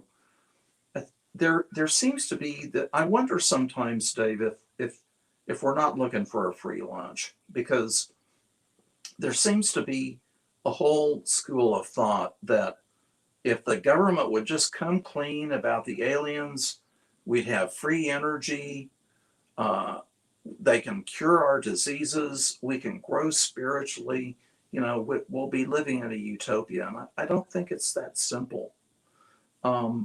If they are working on technology, if they have technology, where are they at really? Have people really considered the ins and outs of that? Do you know what I mean? I mean, there are things like maybe they have it. Maybe they can make it work, but maybe they can't control it. Okay, maybe they don't know how to control it, or they don't know how to duplicate it, or they don't know how to manufacture it.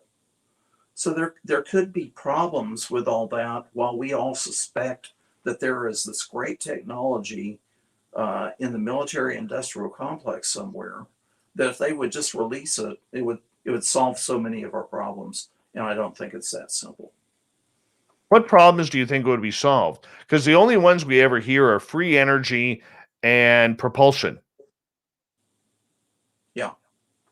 And there's a story that Richard Doty has told for some time, in meaning of his internet interviews, is that from the so-called Roeswell incident, there was an item. It's like a pane of glass, except a little bit thicker. It's like a piece of glass, and they found that it's actually a power source. And Doty said that it could power a small city. So, if you have something like that produces a tremendous amount of power from a very small instrument, then that's truly disruptive. That's truly a breakthrough. Problem is, how do you make it? Another thing that Doty said was that they had no idea how it worked. Now, that I don't know when that was that they discovered that, and I don't know if any progress has been made. But if we could somehow, and I've said this so many times, but if we could somehow give an iPhone to Leonardo da Vinci, there is no way that he could figure out, or even the most brilliant people of the time could figure out how that works, much less manufacture it. So it could be that we still have a long way to go. I think what's happened here is we're looking at things too much in the 21st century. And we're so focused on what we have been told publicly that we're almost looking at things with blinders, Tom. We're not looking to the sides of, do they have cures for health? There's a lot of experiencers out there who believe that they have been cured of illnesses by extraterrestrial contact. There are those who believe they've developed health problems because of extraterrestrial contact. I mean, there's a lot of things going on all at once, and nothing is coagulating together. And I never get to use the word coagulating, so I'm really excited right now. All right, but nothing.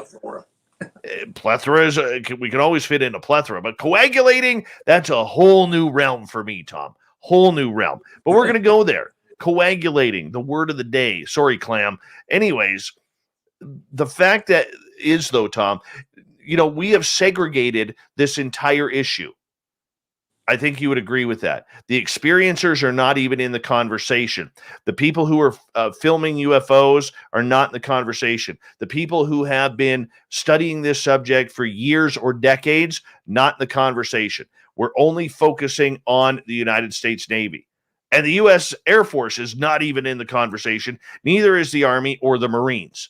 It is strictly the Air Force, or pardon me, the Navy. All right. So we have segregated this down to a small minutia of information. And I never get to use minutia either. So I think I hope I use that terminology right. Coagulating and minutia. I love it.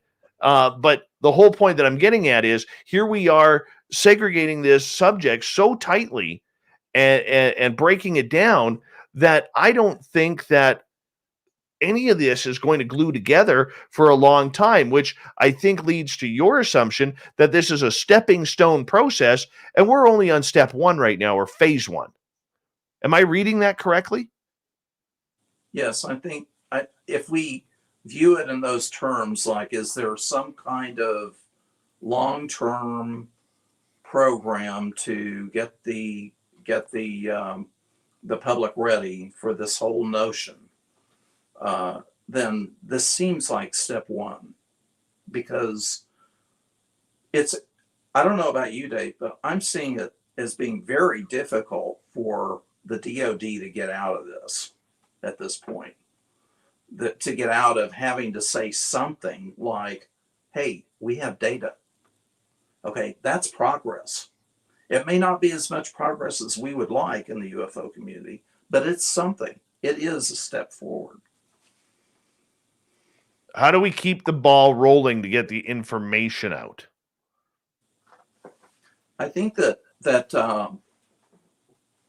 Daniel Sheehan is a ray of hope here. And for the public that may not know who he is, Daniel Sheehan is a public interest attorney. He's been I believe he attended Harvard Law School, and he's been in major cases.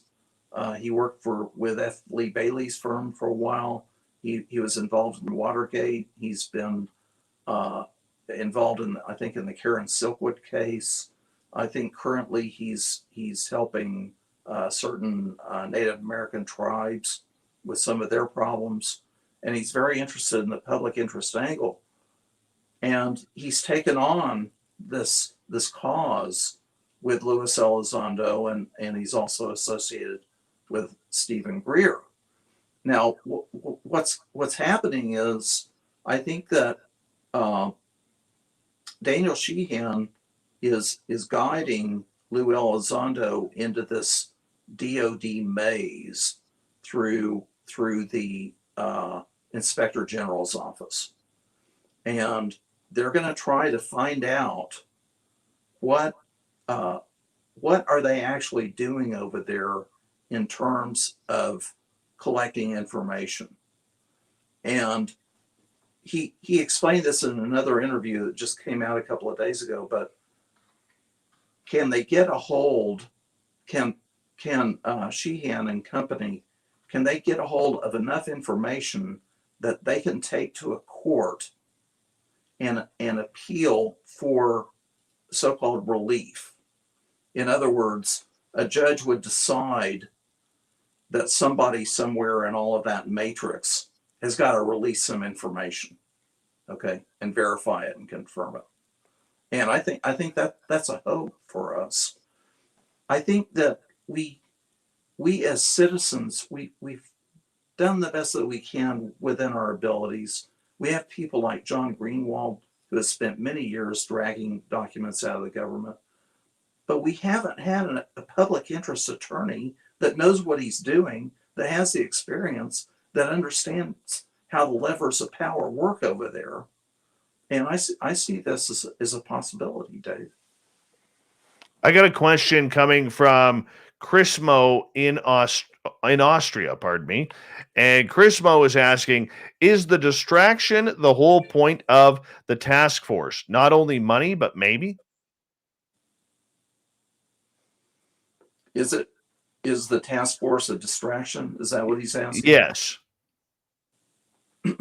I think the task force is something that they felt like they had to put together because of the Senate request. And I don't, like I said before, Dave, it's just my personal opinion. I don't think the DOD has to go to UFOs to get money. I think they have a lot of other ways they can do that. Do you think, Tom, in regards to that, do you think that there are people talking, or maybe you've heard in your chatter with your sources behind the scenes about the financial impact that this entire subject is having, whether it's paying for a UAP task force, whether it is looking into the idea that we have to cover up certain stories from the public and our adversaries and allies? You know, is there a lot more people getting involved in Washington D.C. on this subject on both ends of the reports and the cover up? If they're getting involved, Dave, they're doing it behind the scenes. There's no money involved from what I can tell. I mean, when the Senate made this request, I don't think they funded anything. They didn't fund a study. They just requested that this information be collected and put into a report.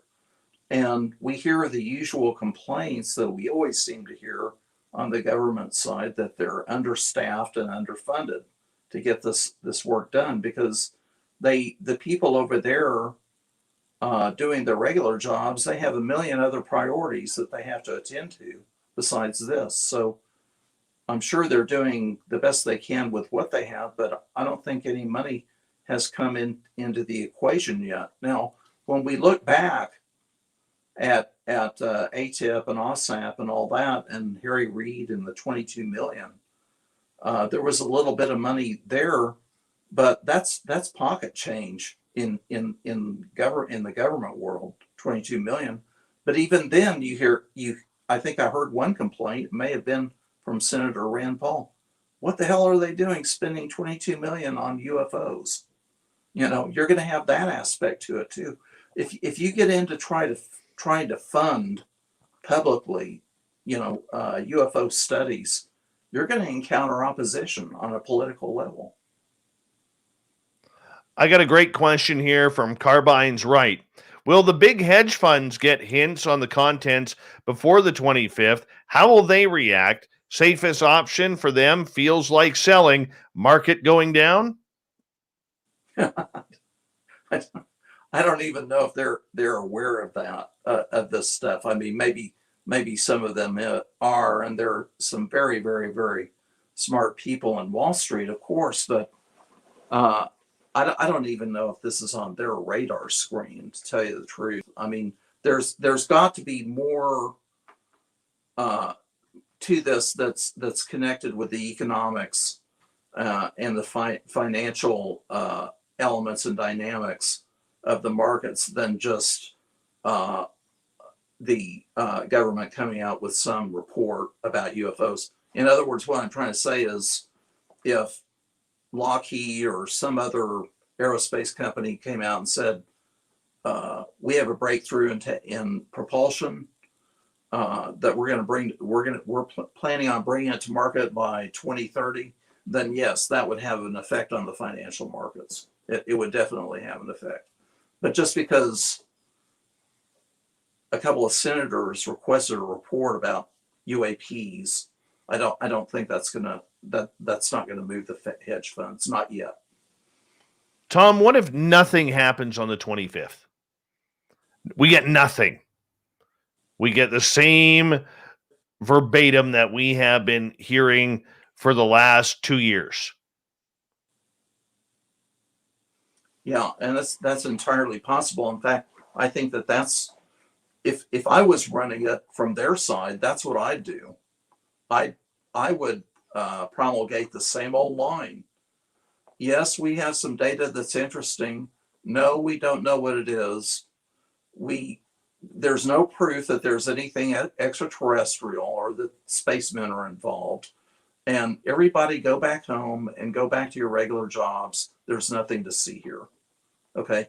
And that exactly how they would present it that way, I don't know, but that's what I would do if I were on their side, trying to control the conversation, trying to control the narrative, trying to get this darn UFO issue off the table so that we can go back and do our real work, which is attending the security of the United States. Now, in saying that, I'm not saying that that's what I want to happen. I want there to be disclosure, but maybe I'm just a little too old and cynical about these things, because the track record's not good, Dave, when it comes to this.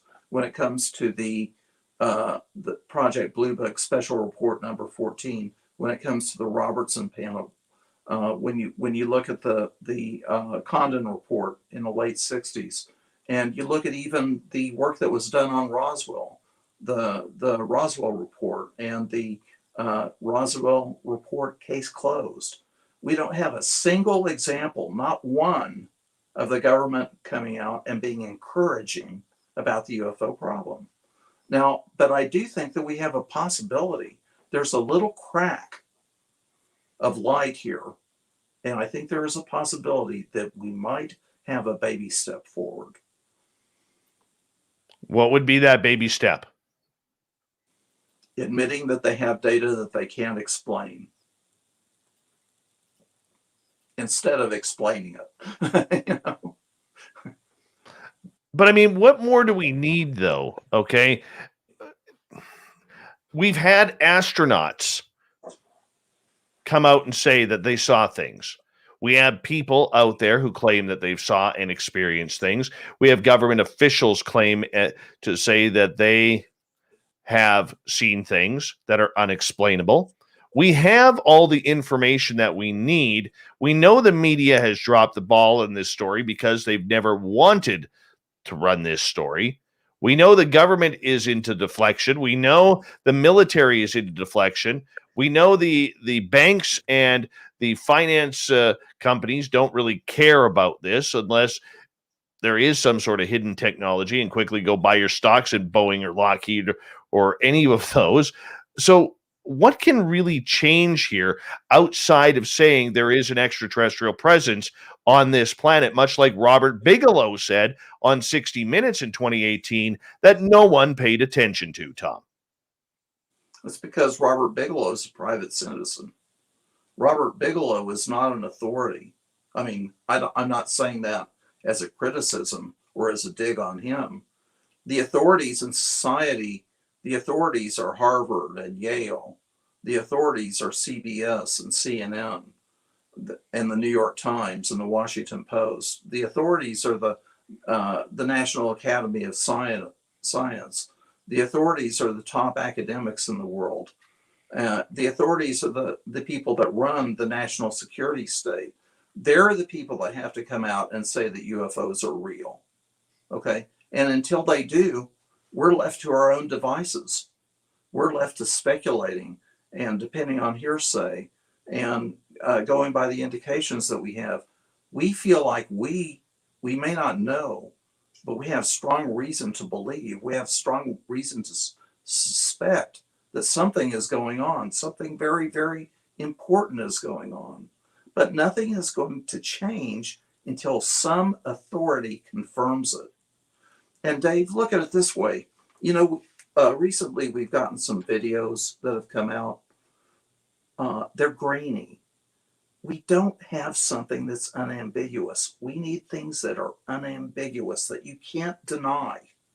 Okay, and we're not getting that, not yet.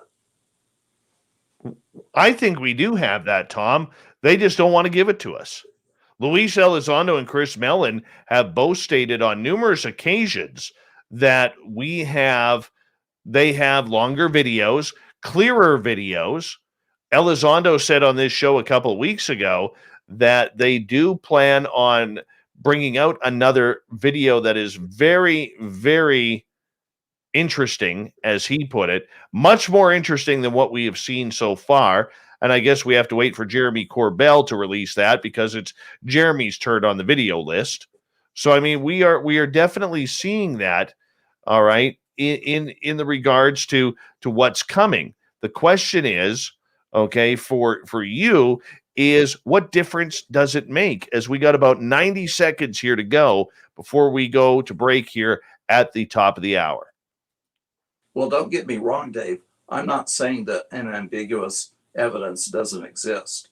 I'm saying that we, the public, have not been able to get a hold of any, that none of it has been exposed publicly. I believe definitely that unambiguous evidence proof does exist. The question is, is it ever going to be brought forward into the public domain? And that's what remains to be seen. Now, if Elizondo and Mellon and Corbell, if they have unambiguous evidence, I can't wait to see it. I'm just like everybody else. I would love to see it, but look at what we've actually seen on these videos. Like the first things that came out, the craft in the little box, and it's going like this. I mean, it's like seeing one tiny little thing. You're really not seeing it in clear Technicolor, unambiguous Technicolor within a larger context that's undeniable, and that's what we, the public, need in order to confirm the existence of this publicly. Where's the pull of groups like MUFON, New Fork? Do we have any? 10 seconds.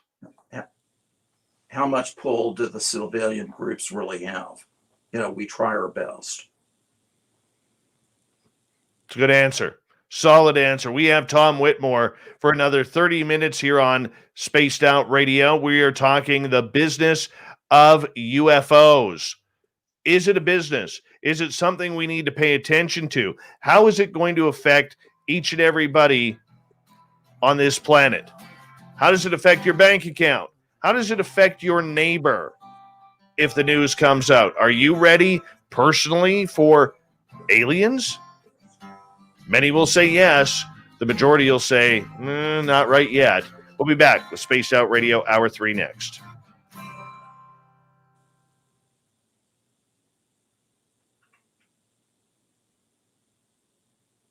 All right, Tom, we're clear. Okay, cool. I'm just going to race my dogs outside. I'll be right back, okay? Okay. Hello, KC. Welcome to our chat room. I'll be right back.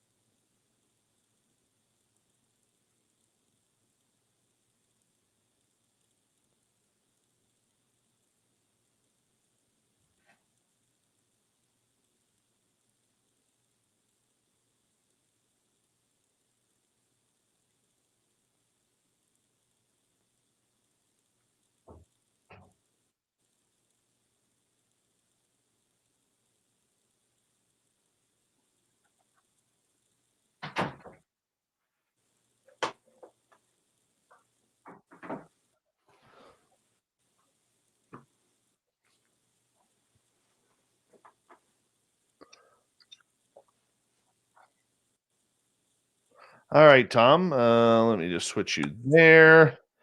Pull you up there. This has been a great show, man. Great show.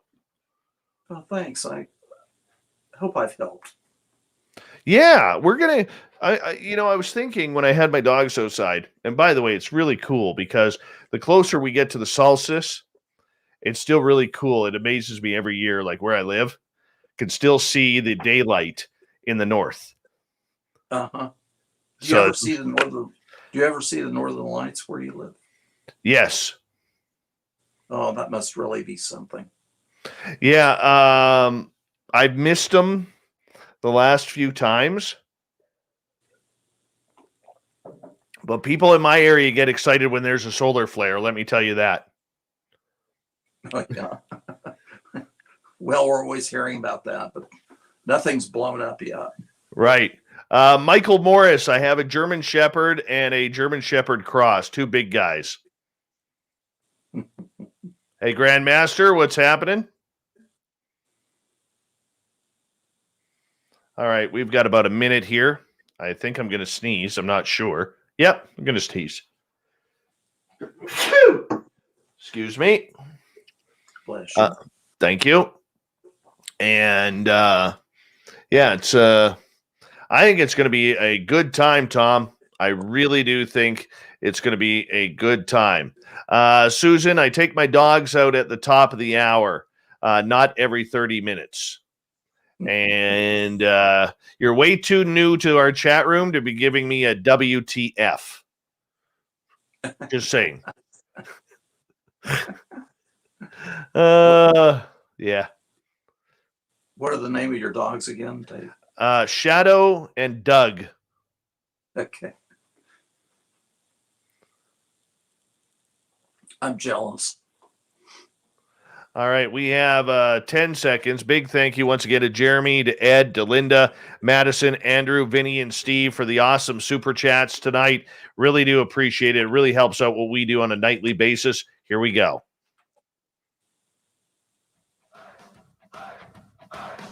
Would you like to connect with us? Head to spacedoutradio.com for all your latest show info.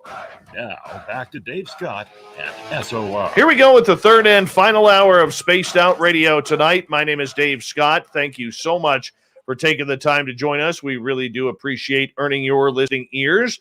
And we want to say hello to everyone listening in on our terrestrial affiliates around North America, digitally on TalkStream Live, Revolution Radio, and KPNL. All of our archives are free. All you got to do is go to youtube.com/Spaced Out Radio. Just do me the favor, hit that subscribe button. The Desert Clam has set the password for tonight in the SOR Space Travelers Club.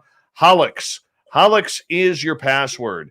Use it wisely, space travelers, as the Clam sets the password each and every night right here on Spaced Out Radio.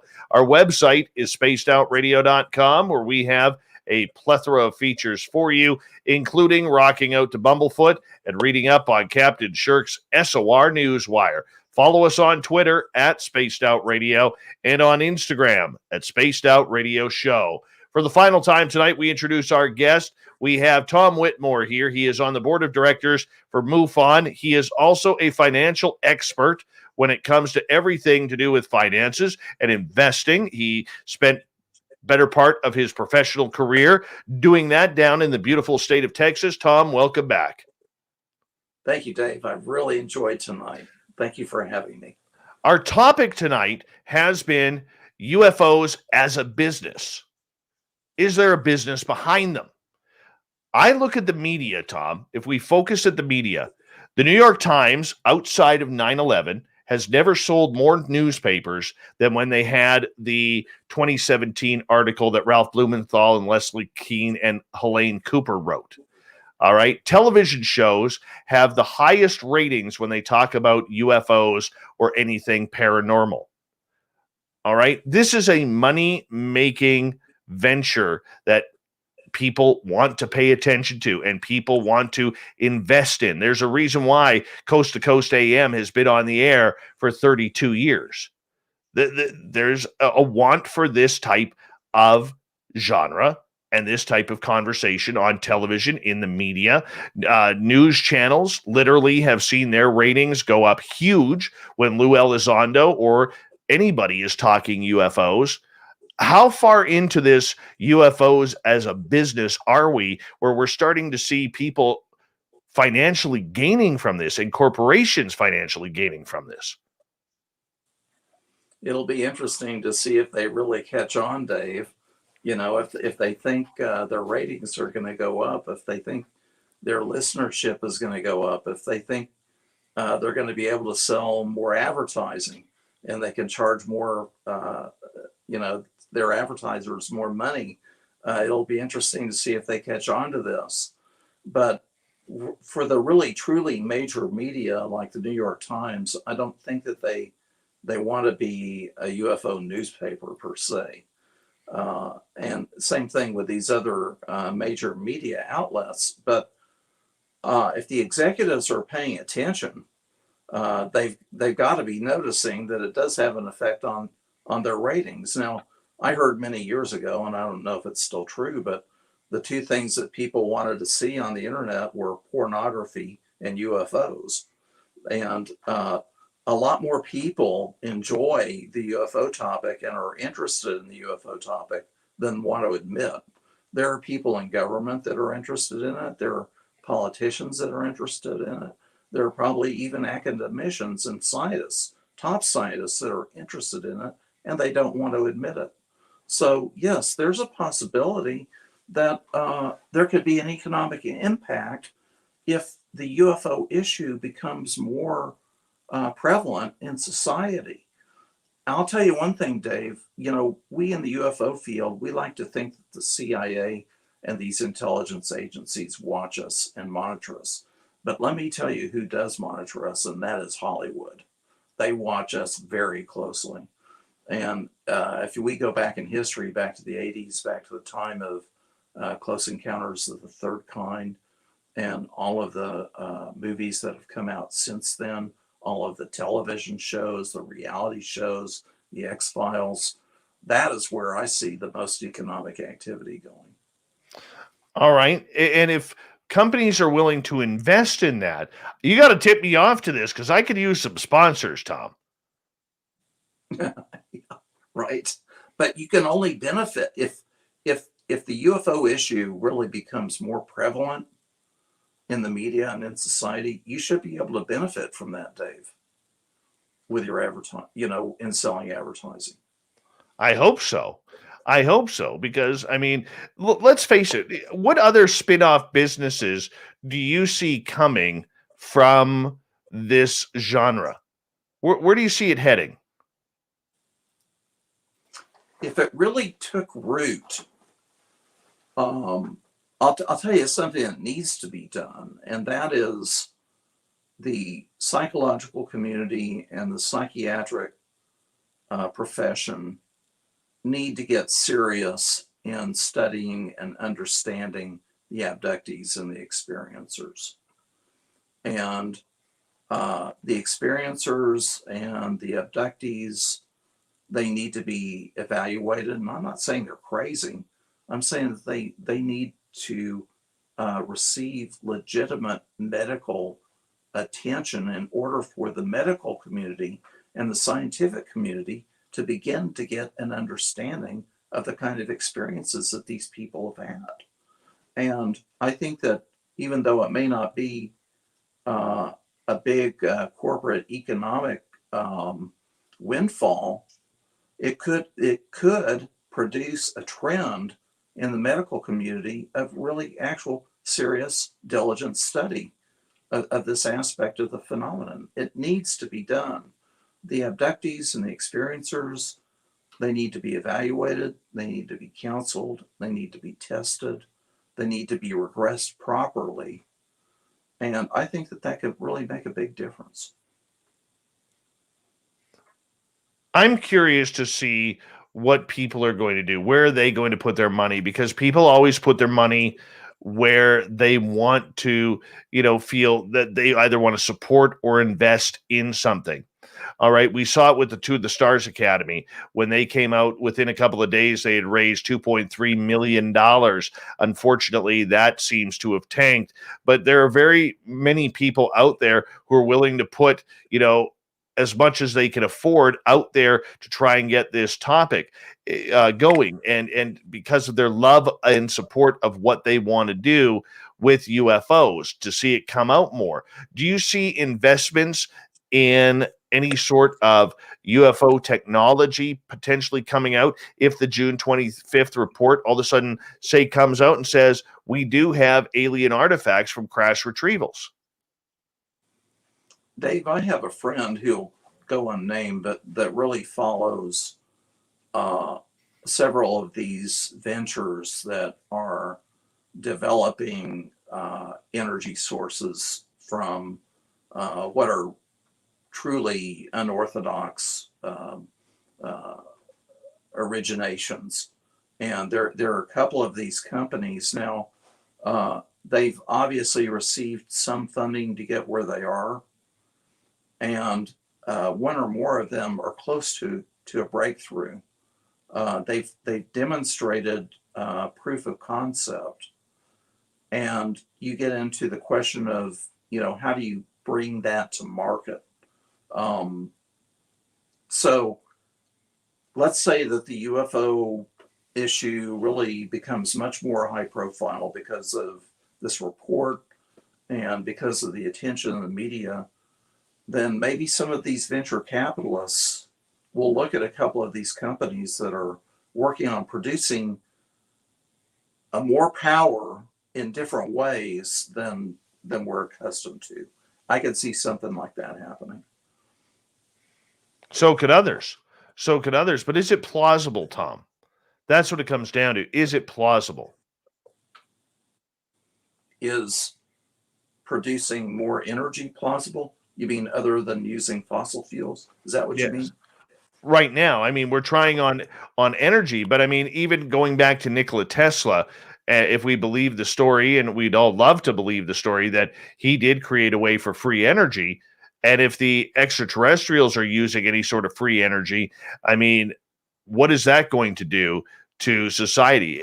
How are they going to be able to create investment into a free energy source with charging money for it? This is going to put hydro, gasoline lines, everything on the brink of disaster, of an economic collapse. That's one way to look at it, but now I haven't studied this in detail, Dave, but I have heard that you had Thomas Edison and you had Nikola Tesla, and that J.P. Morgan, the famous Wall Street investor, that J.P. Morgan went with Thomas Edison. You know why? Because they could meter the electricity. Okay. So even if there is some huge breakthrough with a so-called alien technology or some derivative of it, they're probably gonna meter it where it's not gonna come out. Okay. And I just don't see this utopian scenario where it's going to turn everything upside down and ruin all of industry, that depends on fossil fuels. I could see it being introduced in one way or another, but they may not have a way to apply it on a mass scale. That's another aspect of this. You take oil, you take natural gas, you run turbines, you create electricity on a mass scale. That's one thing. Maybe they have a breakthrough with this alien technology, but they can't bring it to scale like we have to live with. What about travel, Tom? Every time I see an airplane in the sky, whether it's a Learjet or a Boeing 747 flying over, even though a lot of those planes are made with the latest technologies that we have, they are so antiquated compared to how we should be traveling in a modern age. it amazes me that there's not more supersonic flight, that we're still taking 19 to 21 hours to fly from the west coast of North America to Australia, that we're still taking, 6 hours to get from New York to London. That just seems a lot of energy, a lot of gas, a lot of everything, especially time wasted. I mean, we saw with the Concorde when that was in service until the early 90s after the fatal Air France crash, that you could get across the pond in just a couple of hours at Mach speed. Like, where are we trying to take this? I mean, the airline industry, in my opinion, like I said, is very antiquated with the way it's doing things, and they pass that cost on to the consumer. If aliens come out, or that type of ET technology comes out, I mean, we should be able to get to Australia in minutes. Well, that's what we want to believe. Okay. I mean, if these UFOs can travel at hypersonic speeds, maybe that is a possibility that we could do that. But we don't have a UFO that we can look at, and I'm talking about the public, okay?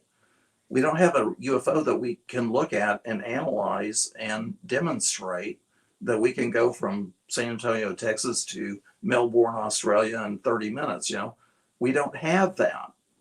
And until something like that is brought forward in some form or another, to me, it just seems like speculation, and it seems like a lot of utopian thinking. Okay. Now, that's not saying that I don't want it to happen. I would love for it to happen. But there may be the case where the government has seeded this research, and at some point they may get to a point where they can introduce something into the public domain. Okay, but we're not there yet, and we don't know exactly what form that would take. Maybe it would be something on a small scale. Maybe it would be something that's completely disruptive. The world didn't end when we didn't use horses anymore. Okay, it just changed. And I think that if this advanced technology is available for use someday, it's probably going to be very good, but it depends on how it's introduced and how it integrates into the world economy. The people that run this world, the elites, the true elites, I can't see them allowing things to just collapse and implode by introducing a technology. When you say elites, are you talking about the Collins elite? Are you talking the Bilderbergs? Are you talking about the Illuminati, government officials like Vladimir Putin, or even the president of the United States? What are you talking about? I'm talking about the captains of industry, and I'm talking about the true elites, the Bill Gates and the Apples and the Googles, and and these really top corporate captains of industry, and these old rich families, the Mellons and the Morgans and the DuPonts and all of that. They're not going to allow that. Let's face it, Dave. They run this world. Okay, they really do, and they're not going to allow it to collapse. That's what I mean by elites. Okay, so is there room then for aliens? Do those elites know, or they following, and the people that you've talked to know, that there is potentially an extraterrestrial presence here on Earth? If what some people claim is true, some of them do, but I can't verify that, because people won't go on the record. It's very indirect. For example, Bill Moore, I'm interested in the history of the MJ-12 affair. Bill Moore stated more than once that he had and I think it was through Richard Doty. Richard Doty told him that he knew of a contact connected with the National Security Council that knew about this special information about UFOs, and that the information was being kept, now this is back in the 80s, that the information was being kept at an Air Force base in Washington, D.C. Now, just a couple of days ago, Daniel Sheehan said that the Roeswell evidence is kept at the National Geospatial Intelligence Agency. Okay, that's what, and I'm pretty sure that I heard Daniel Sheehan say that in an interview that he gave a couple of days ago. Okay, fine, fantastic, fascinating, interesting.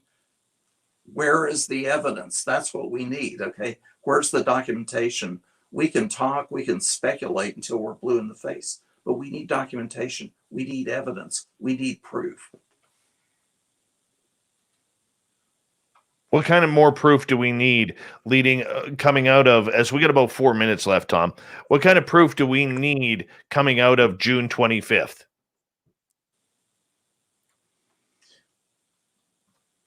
The proof, a step forward would be, and I think they've been quoted as saying that they have something on the order of 120 instances, and that the vast majority of them are unexplained.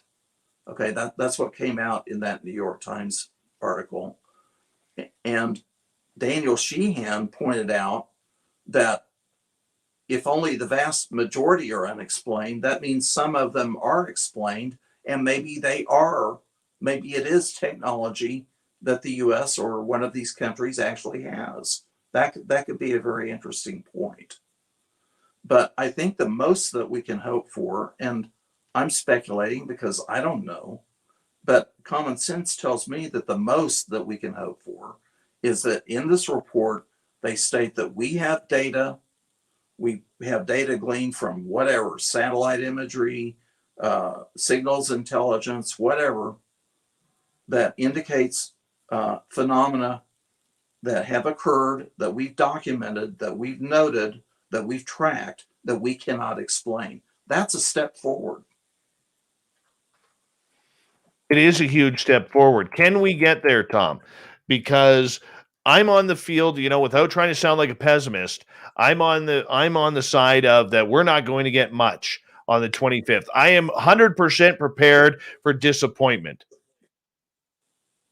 Yes. And I advise caution. I hear some people getting so excited. They think that this is the big D, the big disclosure. It's the big breakthrough. And I advise caution. And this field is that way, Dave. It's really important to have patience. It's important to have a tolerance for ambiguity.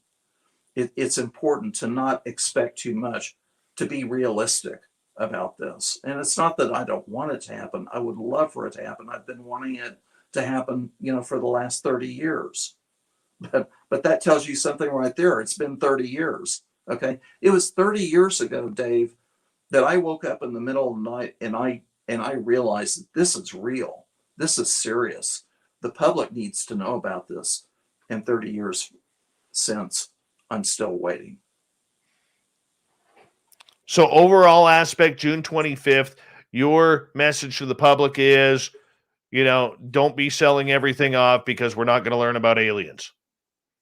Don't quit your day job. Okay. Don't sell the farm. Don't go build a cabin in the middle of the forest sorry, I got distracted there for a second. Don't go building a cabin in the forest and living off of the game. That's what you're saying. Well, you can do that if you want to, but it won't affect the UFO problem. Maybe some people are good at that. I'm not. I have to live in the city. All right, Tom, do us a favor. Tell everybody where they could find your information, both on MUFON and with all of your studies regarding your great work on MJ12. MUFON, you can find at MUFON.com, MUFON.com. I have a blog, TomWhitmoreblog.wordpress.com. That's TomWhitmoreblog.wordpress.com. I'm on Facebook as Tom Whitmore, and I'm on Twitter at Tom Tulsa. That's at Tom Tulsa.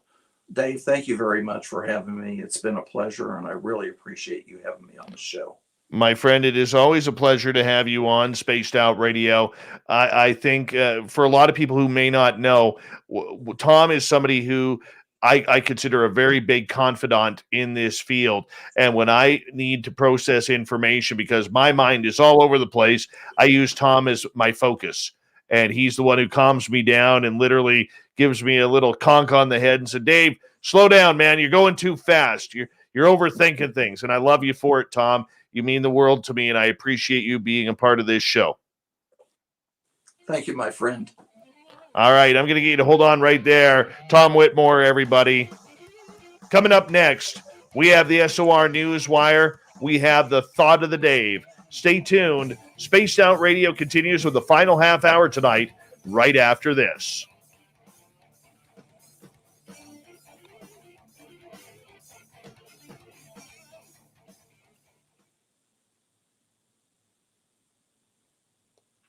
We're clear, my friend. We are clear. All right. Okay. Very good. That's good stuff. So far, good stuff, man. Oh, thank you. I talked a lot. That's for sure. No, I thought you were very informative. I thought you were very, very informative. And I think that I really think that you should look at doing a series on this. I really do. Not Siri for my phone, series. Yeah. You know, I'll look into that. I mean, that's an angle. You're right. Most people don't think about it that way. They don't think about the economic impact. oh, I agree. And I think it's a conversation that needs to be heard a little bit more, dude. I really do. Okay. All right, my friend. I will let you go get some sleep. I got to get ready for the news here. And I appreciate you coming on in. Thank you, Tom. Thank you, Great, Dave. great show. Take care. Okay. Have Bye. a good half hour. Bye-bye. Tom Whitmore, everybody. Love Tom Whitmore. Great guy. Fantastic guy. He's one of the real ones, if you ask me. And I absolutely love him. And like I said, I mean, he is a big supporter of what we do. And I talked to Tom quite a bit. And yes, the gorgeous and talented Emily Bigelow, otherwise known as Alaska's greatest athlete. Thank you for that massive super chat. Really do appreciate that. You're way too kind to me. Way too kind. Thank you. I appreciate that. So that works for me. You know what? Not another Heather. I'm going to tell you right now, you look like Jean Beckett. You totally look like Jean Beckett. I apologize that I ended up running over a few questions there. I do apologize. I did try and get a few in there, but it's just sometimes it goes that way. My mind gets going and I just I accidentally surpass them. I'm not going to hide. I accidentally surpass them.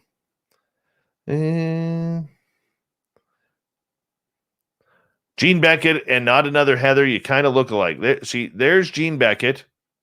All right. Look at her picture there. Where's that not another Heather? All right. There's Jean Beckett there. Where's the not another Heather gone to?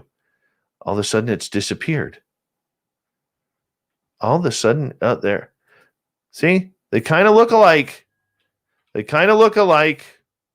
Just saying, there's not another Heather. And there's Jean. Almost the same eyes. I think I'm off to something here. I'm on something here.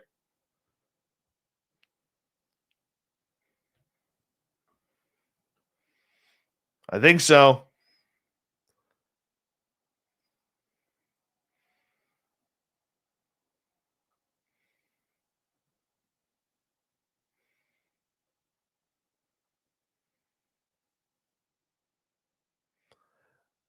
I've got 3 cords, Susan. I've got 3 cords of wood. Except I was smart. I got myself a wood splitter a few years ago.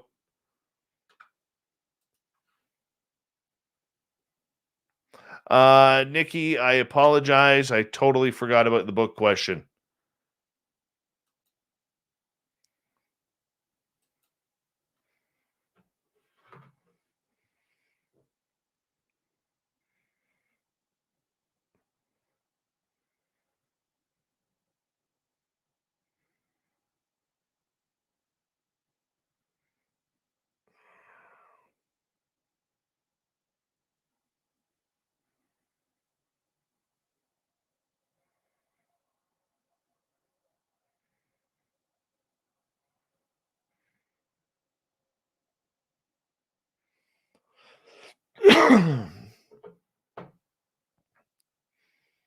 All right. We've got about, I think, 30 seconds.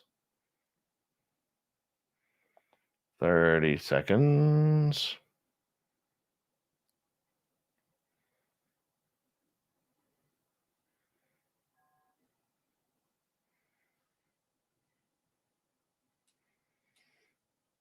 Thank you to Emily, Ozzy, Steve, Vinny, Andrew, Madison, Linda, Ed Clater, and Jeremy for the super chats tonight. Really appreciate the love and support. Here we go, everyone.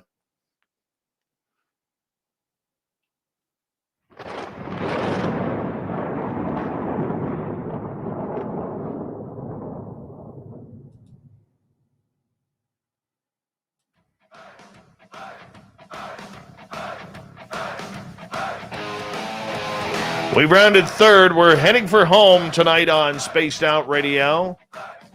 My name is Dave Scott, and I'm glad to be behind the microphone talking all this woo to you. Absolutely, absolutely love it. I want to remind you that if you missed most of this show or others, check out our free archives by going to youtube.com/Spaced Out Radio. Just do me the favor, hit that subscribe button. Our website is spacedoutradio.com, where we have a plethora of features for you, including rocking out to Bumblefoot and reading up on Captain Shirk's SOR Newswire. Follow us on Twitter at Spaced Out Radio and on Instagram at Spaced Out Radio Show. Speaking of the news, let's do this thing.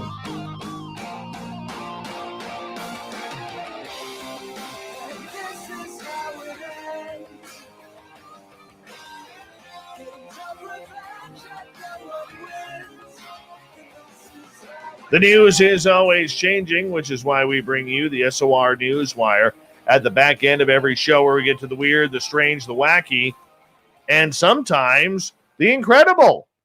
Hey, how many oceans are there?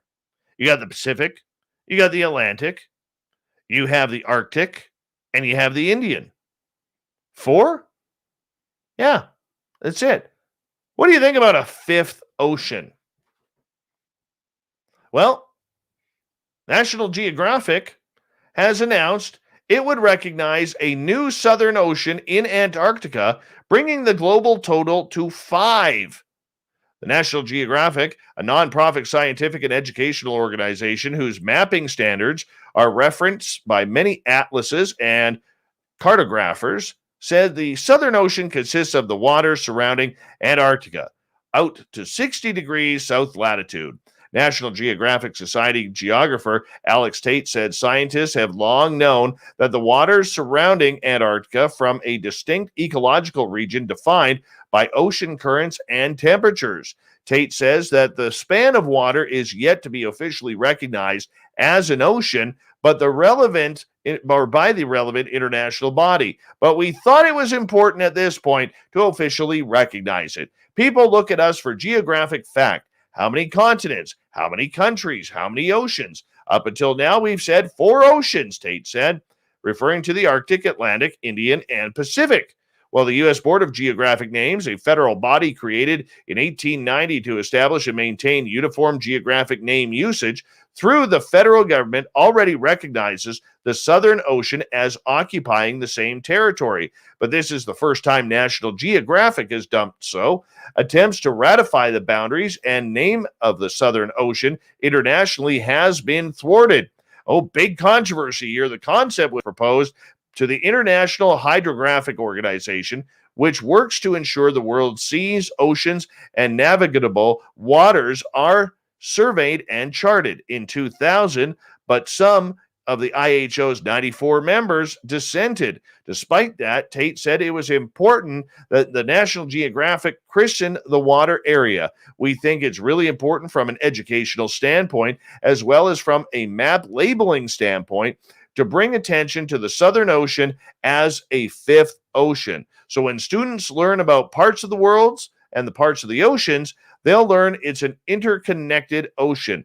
And they learn that these regions called oceans that are really important, and there's a distinct one in the icy waters around Antarctica. You know, this is what I can get behind. I can totally get behind this. But let's bring Pluto back as a planet. Not a dwarf planet, not an exoplanet. All right, not just a ball in our solar system. Damn it, Pluto needs its planet title back. Damn you, Neil deGrasse Tyson.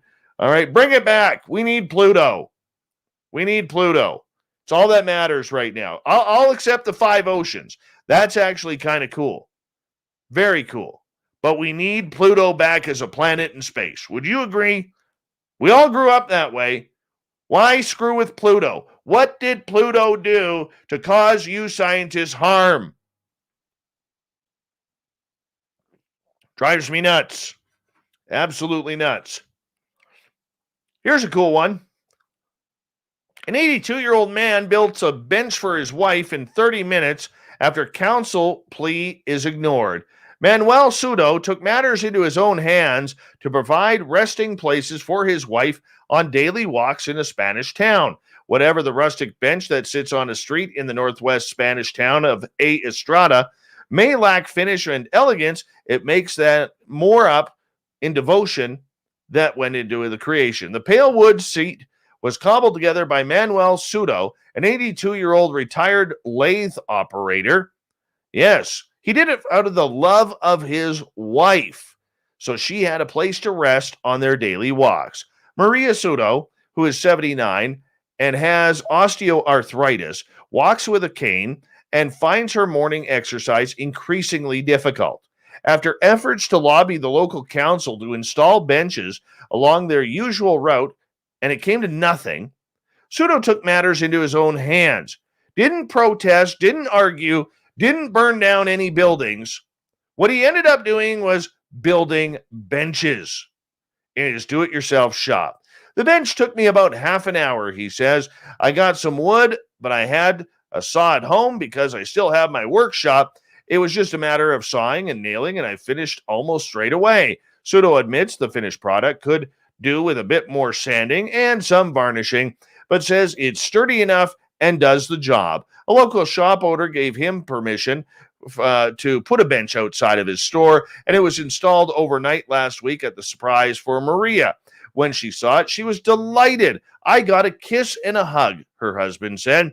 The bench is already proving popular with the people of the town, but Sudo is keen for it to be used by those most in need of respite, hence the message inked in marker pen along the back, Respeten para mayores, be thoughtful for older people. Some have pointed out that mayores should be spelled mayores, but Sudo isn't bothered by the mistake. I didn't go to school, he said.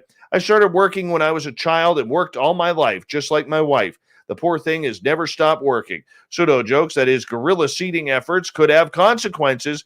If I go to jail, someone will need to bring me tobacco. But so far, the only fallout has been an outpouring of affection and the odd request for a similar bench. A few neighbors have been in touch asking me to make another one, but I've said no. I've made just the one, and it was just for my wife. Love that story. Today, chickens are perhaps most often associated with comfort foods like soup and roast dinners. In ancient Athens, however, way different story.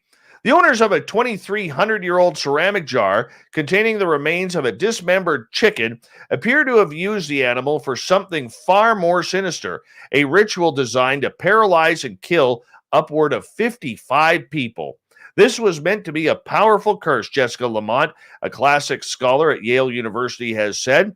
As Owen Jarris has written about in Live Science, researchers discovered the artifact near the Athenian Agora's classic commercial building, a public space used by the Greek city-state ancient artisans in 2006. When Lamont has analyzed the jar, she found that it contained a coin, a large nail, and the head and lower limbs of a young chicken. All exterior surfaces of the jar were originally covered with text. It once carried over 55 inscribed names, dozens of which now only survive as scattered floating letters or faint stylus strokes, writes Lamont. The curious case of the cursed chicken. Some of these etchings form characters that may translate into "we bind," and the nail in the chicken remains worked in tandem with the writing to enact the curse. The bird was no older than 7 months old when it died, probably because the curse's creators wanted to convey the animal's helplessness and inability to protect itself to their intended victims, according to the study. Lamont adds that the nails had an inhibiting force and symbolically immobilize or restrain the faculties of the curse's victims. Unlike most animal bones recovered from the agora, the chicken's remains were not placed directly in front of or into a fire. Instead, the person or the people performing the ritual positioned the jar near several sacrificial pyres, enhancing the curse's power through the pyres presumed connected to the dead. Oh, this just sounds horrific. So why did ancient Athenians use bone fragments and chicken heads to conduct such potential spells?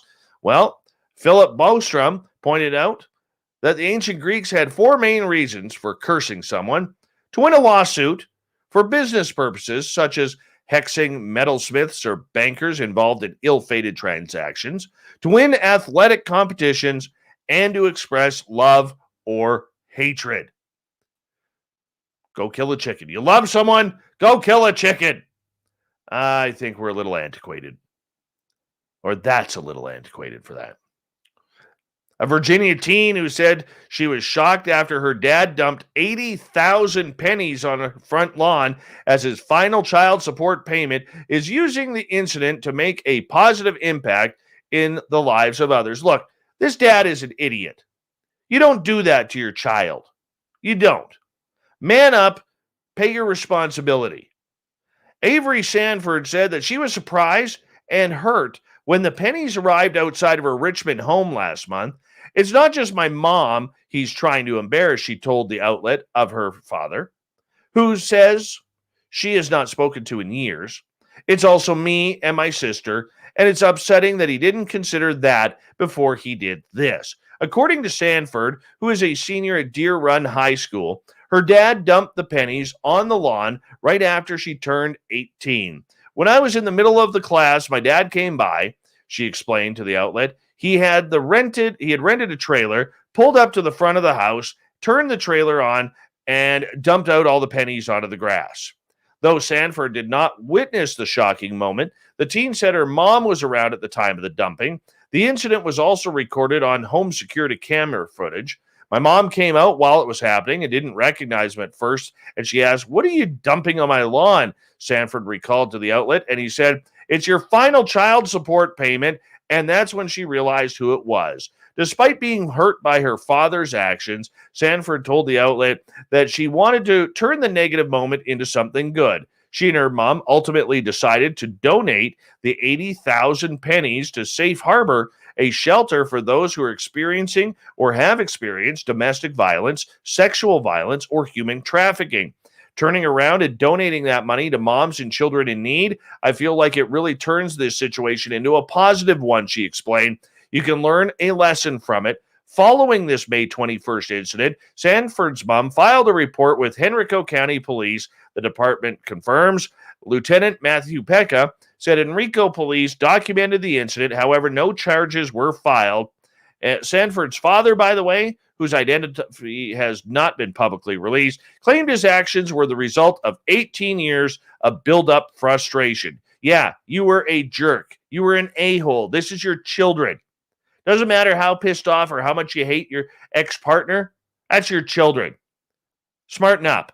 He also said that his emotions got the best of him. No kidding, jerk. During the incident, and the last thing he wanted to do was put a further wedge between him and his daughter. Well, I guess you weren't thinking, were you? As she continues to process everything, Sanford says she has no interest in developing a relationship with her father. Way to burn that final bridge. You deserve it for being a goofball. You're probably familiar with Spot, Boston Dynamics' highly advanced, nightmare-inducing robot dog. And while it went on sale last year, few of us actually have the $74,500 laying around to buy one. However, Chinese firm Unitree Robotics has a similar quadruped bot that's not only a fraction of the size, but it only starts at a mere $2,700. For an advancing robot dog, it's actually pretty affordable. Unitree's Go 1 is also technically impressive. In a video, you can see the bot walking alongside its owner while automatically avoiding obstacles in its path. Unitree calls it an intelligent side fellow system, and it supposedly utilizes patented wireless vector positioning control tech. It also got what Unitree dubs a super sensory system, or 5 sets of fisheye stereo depth cameras and 3 sets of hypersonic sensors. The company also says the Go 1 features a new power joint with a heat pipe cooling system built in. All in all, this thing is never going to love you. You're going to be bored of it in a couple of months. All right, it's useless. So what if it could carry a water bottle strapped to its back and you don't have to wear one of those, water bottle backpacks or whatever? You don't have to carry around your bottle of water. No, the dog can. But you know what? It's not going to love you. How about you do this? You go down to your local shelter, all right, and you get yourself a dog. If you need a running companion or just a companion in general, there are a lot of beautiful dogs and cats that actually would love to be adopted and for you to be their favorite human. Save your $2,700 plus, all right, or up to $3,500 if you want the more expensive model, and pay the couple $100. Go get yourself an animal from the hospice or the animal shelter or wherever, all right, and give yourself a companion that's actually going to love you back. Trust me, it's actually worth it, and you actually should do that. And you know what? You're saving another life, not only your own. Here's a good dog. A woman visiting Massachusetts Lake with her dog captured a video when the canine picked up an unexpected passenger in the water. It was a hitchhiking woodchuck. So now we know what the woodchuck would do if it stopped chucking wood. Yeah, Lauren Russell said her 2-year-old golden retriever, Wally, was swimming in the lake when he encountered a woodchuck in the water. He was about 100 meters out, and a woodchuck just decided to crawl right up on his back, and he swam back to shore with him. Yeah, why not? The woodchuck's like, hey, free taxi. This is Uber. Water Uber. I'm taking advantage of this. Right? The dog, meanwhile, didn't even care. He was like, hey, man, how you doing? Let's do this thing. We're having fun here. Let's make it happen. Let's go for a swim. I'll take you to the shore. And the woodchuck's like, yeah, man, there's some wood over there. We can chuck wood together after. And the dog's like, sure, man. How about you chuck it? I'll retrieve it. It worked. It worked. And they actually gave each other a little kiss goodbye. They touched snouts, and then the woodchuck ran away.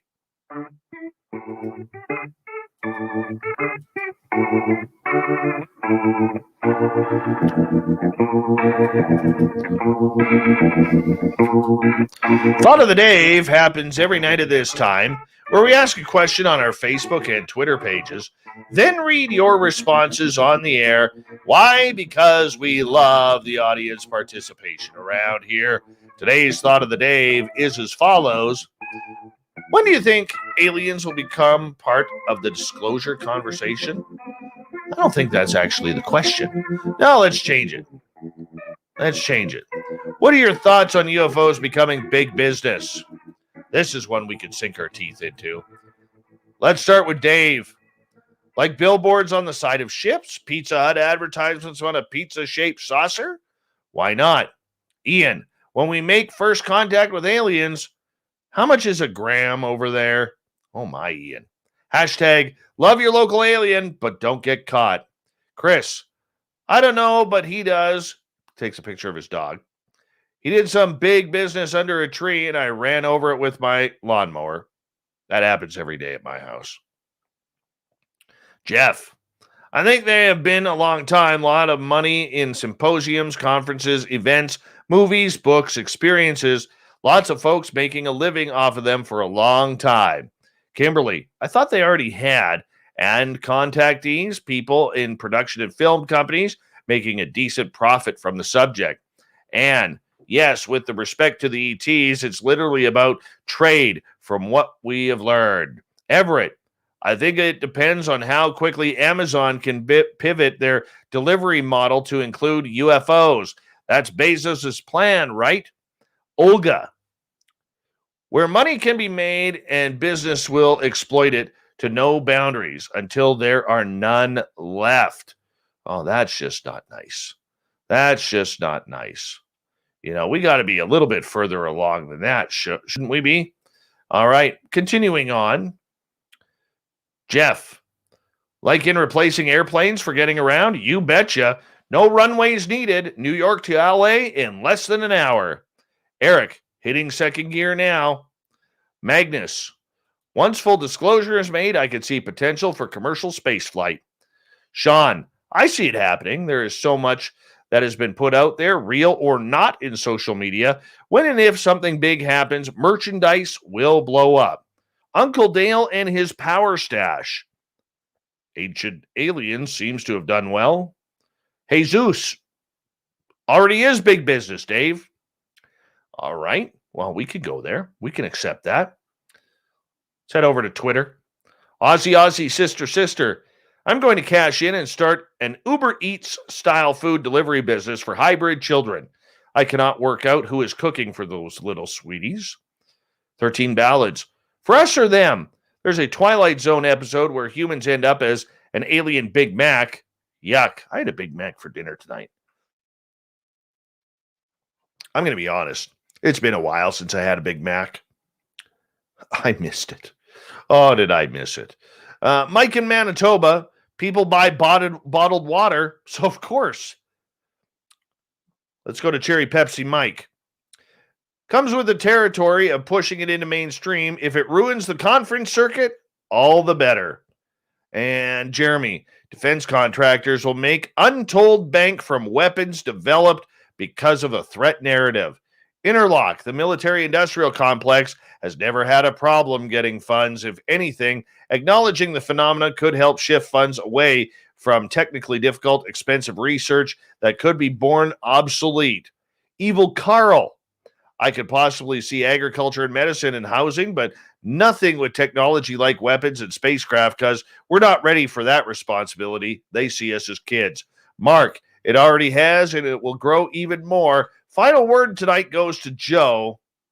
He says, I think all UFOs should be covered in sponsor logos, just like NASCAR. Thank you to everybody participating in the Thought of the Dave. We'll do it all again on Facebook and Twitter very, very soon. Thank you to Captain Shirk for the amazing Newswire. And, of course, to Tom Whitmore talking about UFOs as a new business. We got Mr. Ron Bumblefoot Thal rocking in the background with Little Brother is Watching. Bumblefoot is the official music of Spaced Out Radio, rocking us in and out of every single show. Get your horns up for the guitar god himself. Special thanks to everybody listening in at home, at work, in your cars, wherever you may be. Everyone in our chat rooms, YouTube, LGAB, Twitch, Twitter, Facebook, the Space Travelers Club, Revolution Radio, and hashtag Spaced Out Radio.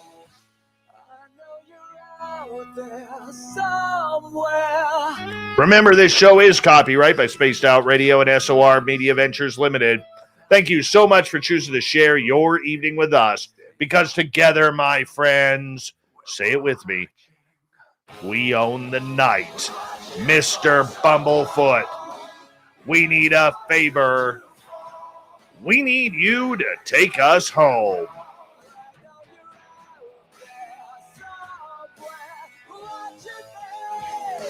Yes, the Woo train has docked for the night. But soon, my friends, we shall ride again. Your seats are always available. Your tickets never expire. And if you want to bring a friend, we've got room for them too. Good night.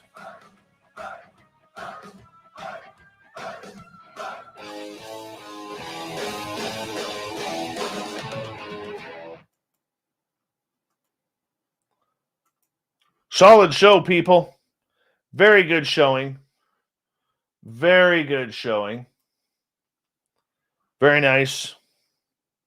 Tomorrow night on the show, we got the crypto guru, Ronald Murphy, coming on in. It's guru time. If you never heard the guru speak, oh, you're in for a treat. One of my favorites all time, crypto guru. Hey, before any of you leave, I need a favor from you, if you don't mind. All right. As you all know, Captain Shirky Poo, who does the news, she is a very, very important person to what I do on a daily basis. She's been with me 5+ years, and she is just one of the most amazing people that I've ever met in this world. She drives me nuts sometimes, especially when she can't find her glasses on top of her head. But that's for a different conversation for a different night. But I would love it if all of you could send some healing prayers to Captain Shirk and her family.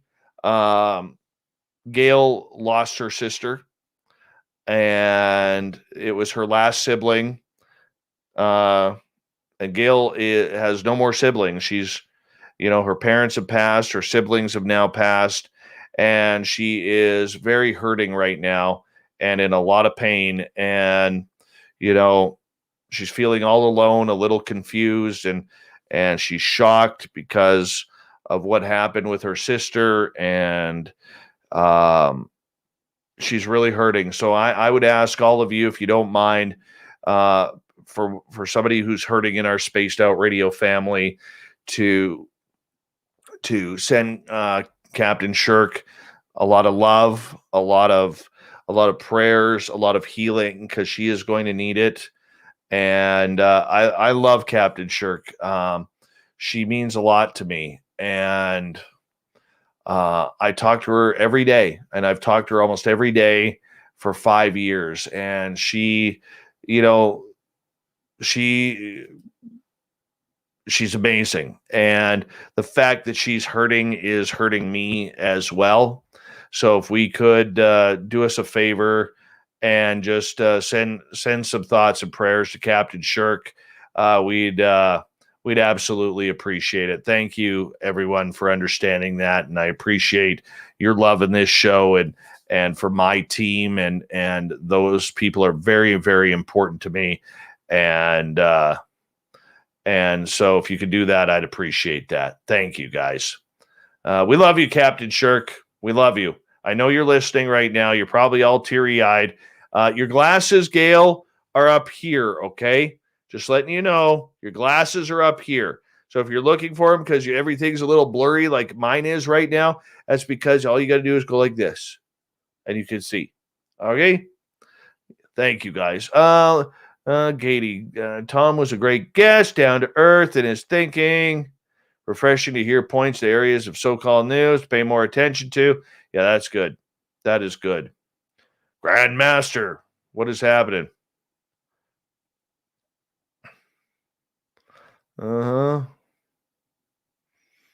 Just read the comments, Gail. Thank you, everyone. Much love to you guys, man. Much, much love. All right. Put that there. Close that off. Let's do this. 99. No. And go here.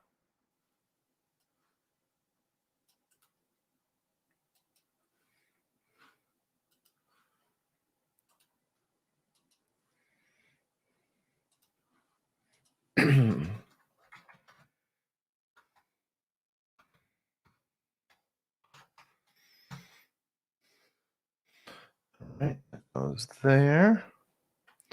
Then we'll go like this.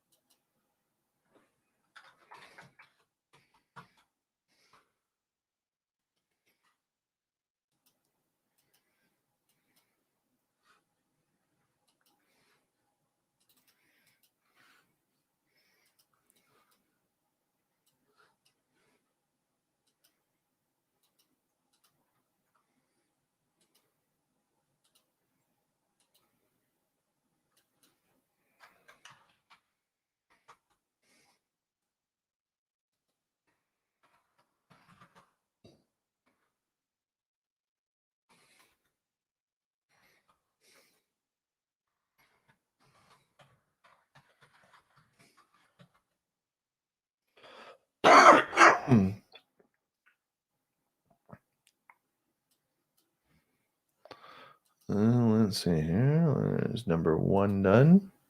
Get over to you guys. Working on a Jurassic Joey. Working on booking someone for that. Yes, I agree. We need some more lake and sea monster stories. Hit me up with the Guru tomorrow night. Hey, Smoky Mountain Wanderer, how you doing? The Guru always loves talking about lake monsters. So, Joey, ask that question tomorrow night for the Guru, and we'll make sure we get that to him, okay?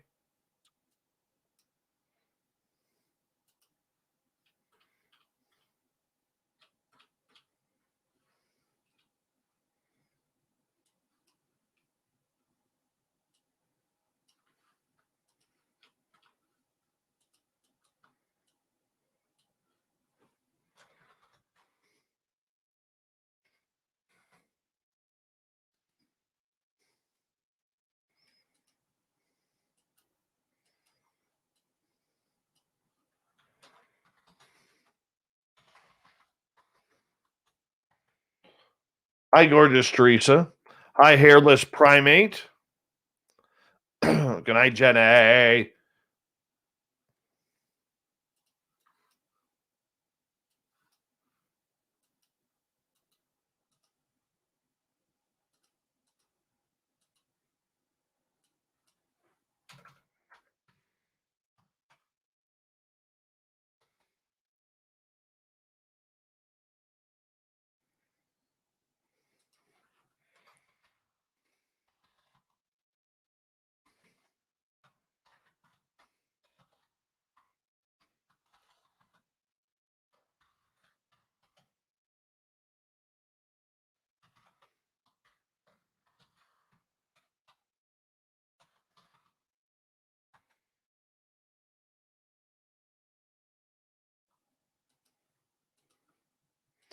All right, let's go up there.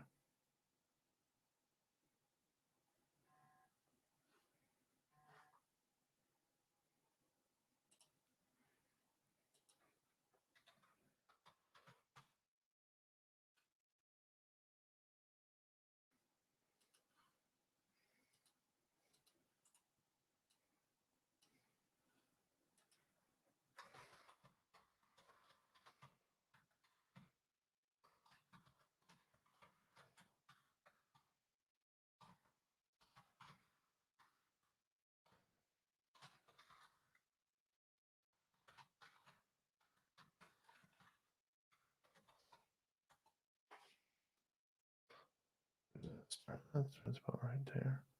Yeah, because we're on number 3.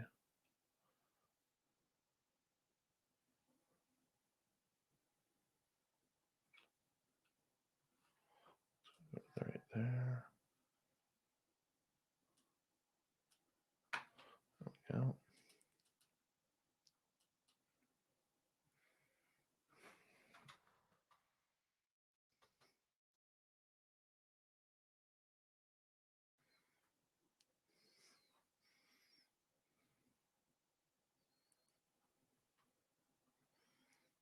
Okay, Casey. I still think there's a conspiracy theory there.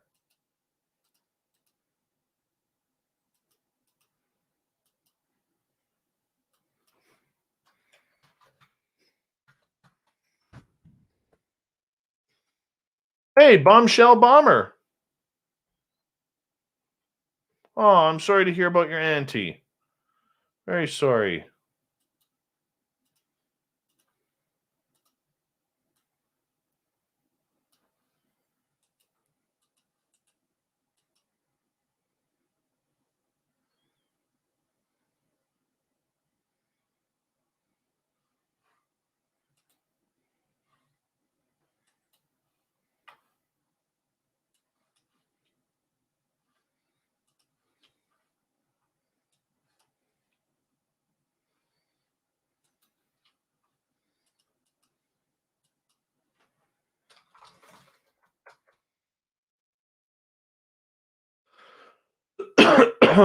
Oumuamua.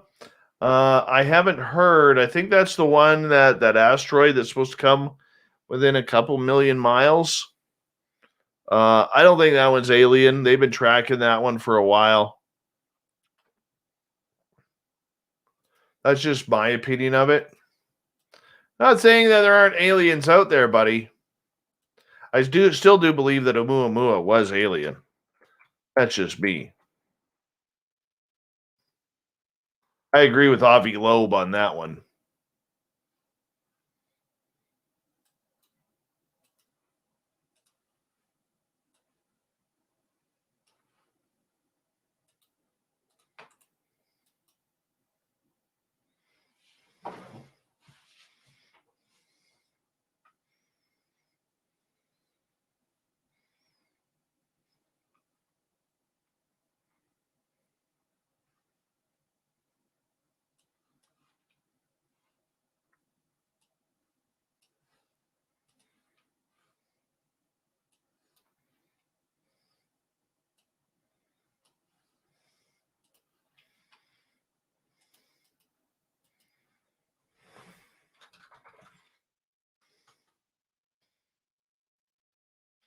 No, they've already announced the asteroid's not going to kill us, Ed.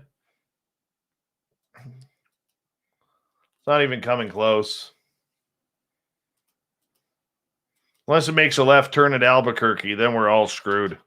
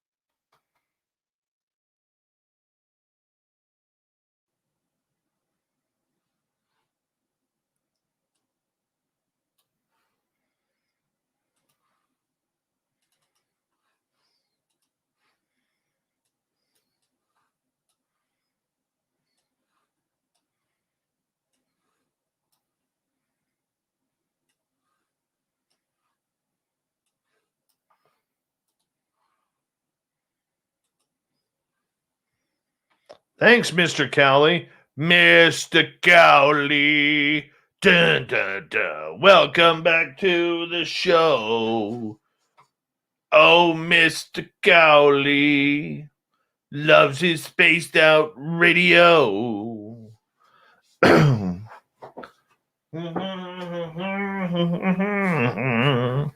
do, do, do, do, do.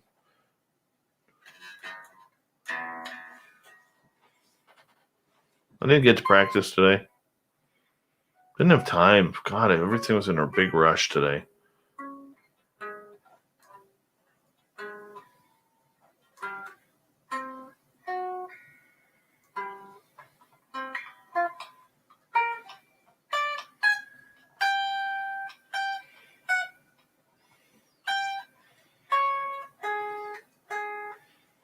Yes, 416, I will. I'll be doing that tomorrow. I'm not too busy at my daytime job.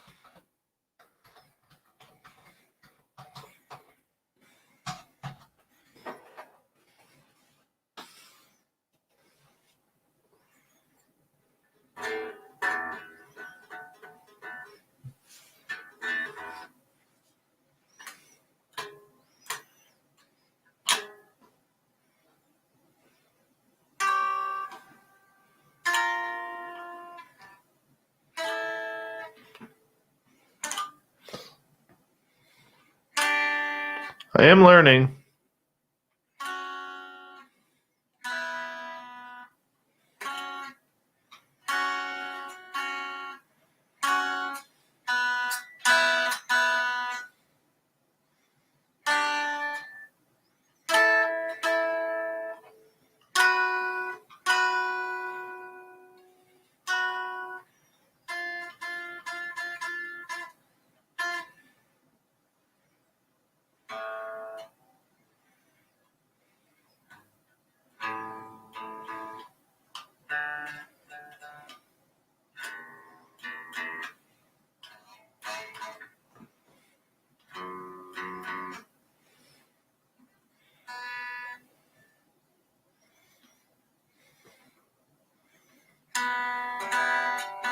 Gotta learn the strumming thing. Not very good at it.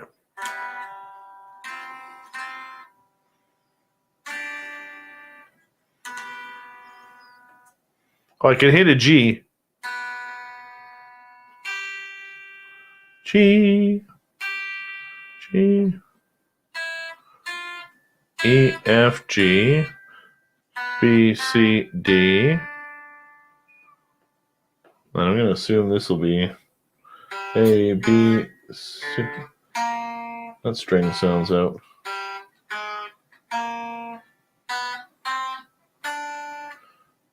Oh, so that's B, C, D. So that's going to be like A, G, F. Or then I gotta go F sharp, I think.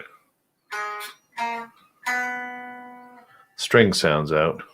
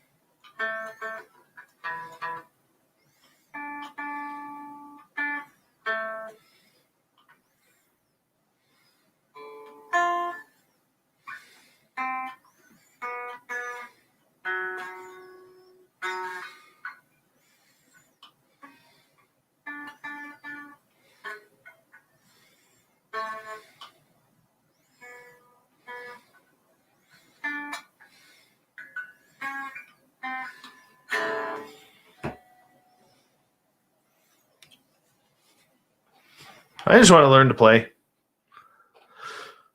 No, I can't do that yet, man. I can't do that. Can't do Stairway to Heaven yet. Way above my pay scale. Dude, I just about almost know how to play Twinkle, Twinkle, Little Star. That's where I'm at right now. And you know what? I'm happy with that. Laugh at me all you want. I'm happy with that.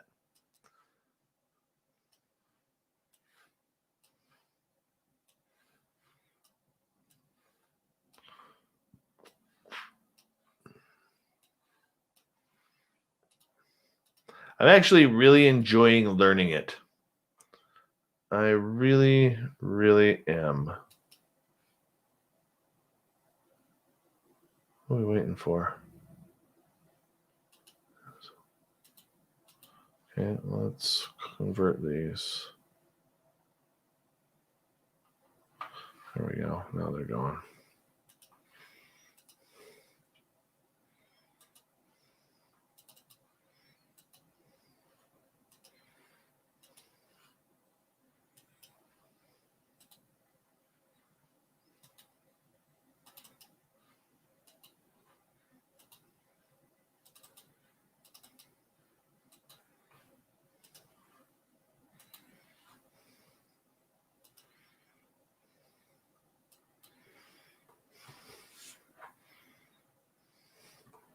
Yeah, I would hit him up, Jeannie. I'm a lefty, Katie. Hey, Ron, what's happening, man?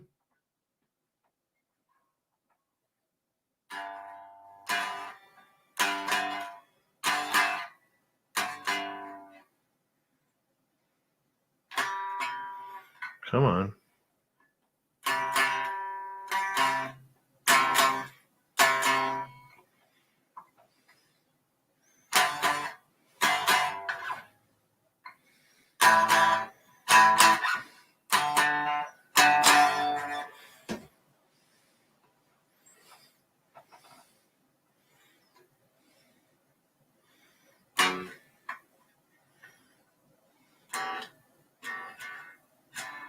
Ozzy, I know the feeling.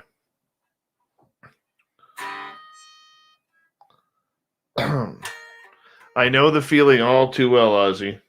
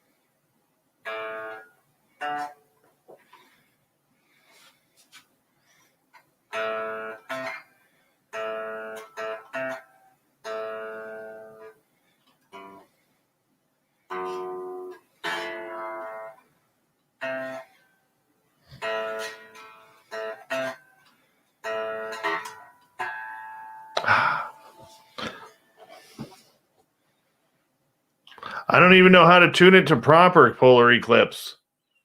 I have to use my app here. Turning it to double D is going to really screw me up.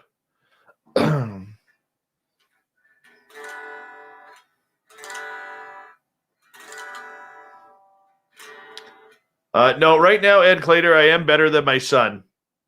Not much. Not much. I am a little bit better than him. He's just having troubles getting his tiny hands to go where they want him to go. But otherwise, he's doing friggin' amazing. I'm so happy for him. 460-434.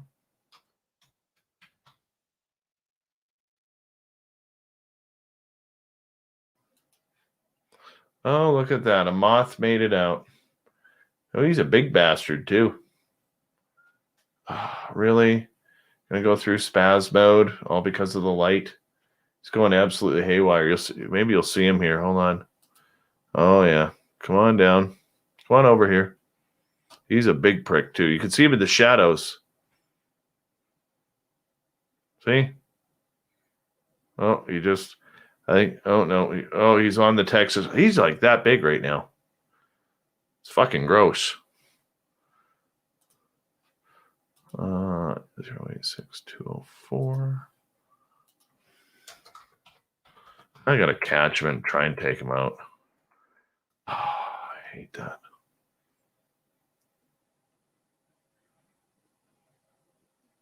My son is 7. All right. I got to get this moth out of here. Hold on.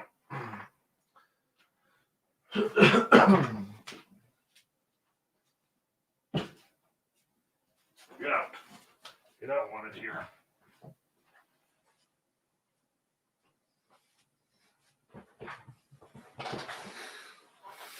He's gone. Back outside.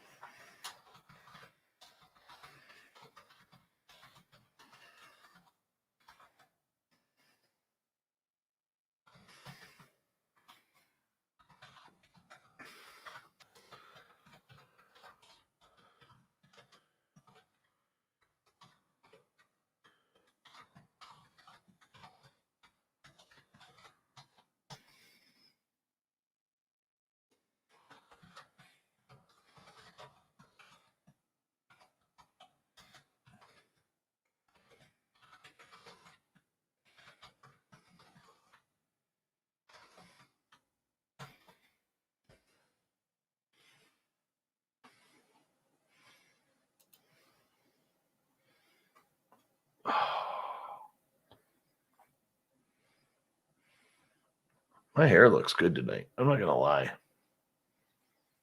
Nice and shaky tonight. Shayla Coughlin, how you doing? Cute D.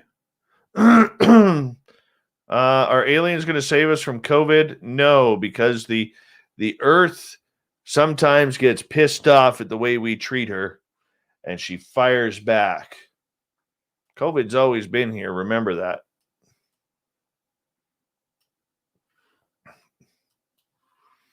Mother Nature just gets pissed off every now and again, bro. And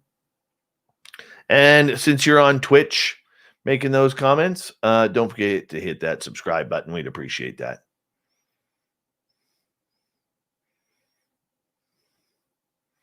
Where's this one going? This one's going here.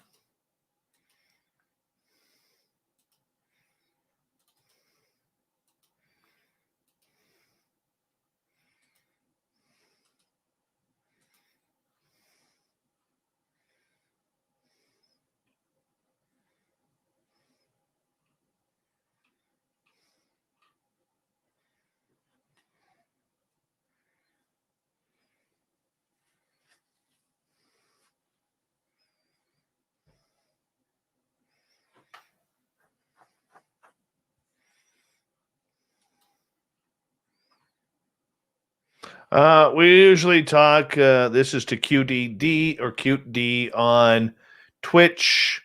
We're always talking aliens, UFOs, ghosts, Bigfoot, Sasquatch, collective consciousness, sometimes some conspiracy theories, whatever else. My hair.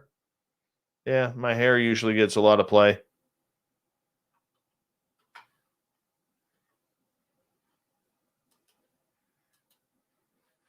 That one's done. That one's done. That one's getting there.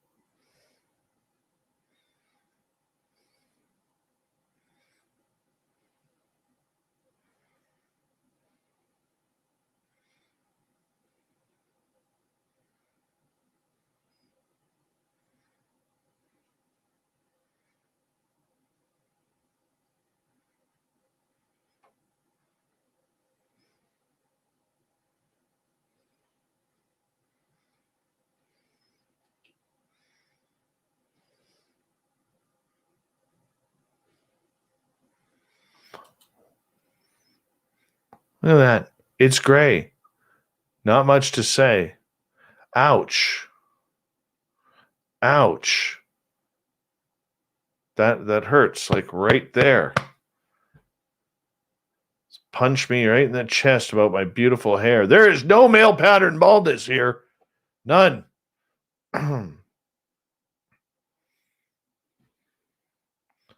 Teasing. See, Shayla said this. When I logged in, your hair looking great is the first thing I noticed. Thank you, Shayla. This is why you get a virtual hug right there. Virtual hug. Yes, I tried. No, I don't know if we've tried Graham Hancock. Send it to bookings at spacedoutradio.com.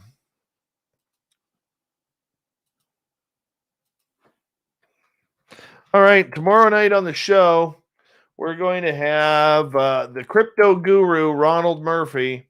We'll talk some sea monsters, some other monsters, any kind of monsters, and all that kind of fun stuff. That's what we will do. Wow. Look at this. Just boom again. Yeah, can't wait for the gray as well. Does it come after 50? I'm not even 50. I'm like 48. I've been gray for years. This Q is like kicking the shit out of me right now. All right, everyone. Thank you for the super chats on YouTube. Gorgeous Emily Bigelow, a.k.a. Alaska's greatest athlete. Aussie Steve, Vinster, Andrew, Madison, Linda, Ed Clater, and Jeremy. Really do appreciate it. Thank you so much for the support. 9 p.m. Pacific, midnight Eastern. We'll go live again. I'm getting out of here. I'm tired. I got to close my window. And I got to go see if Sasquatch or any aliens are around. So we'll talk to you tomorrow night. Take care, everyone. Good night.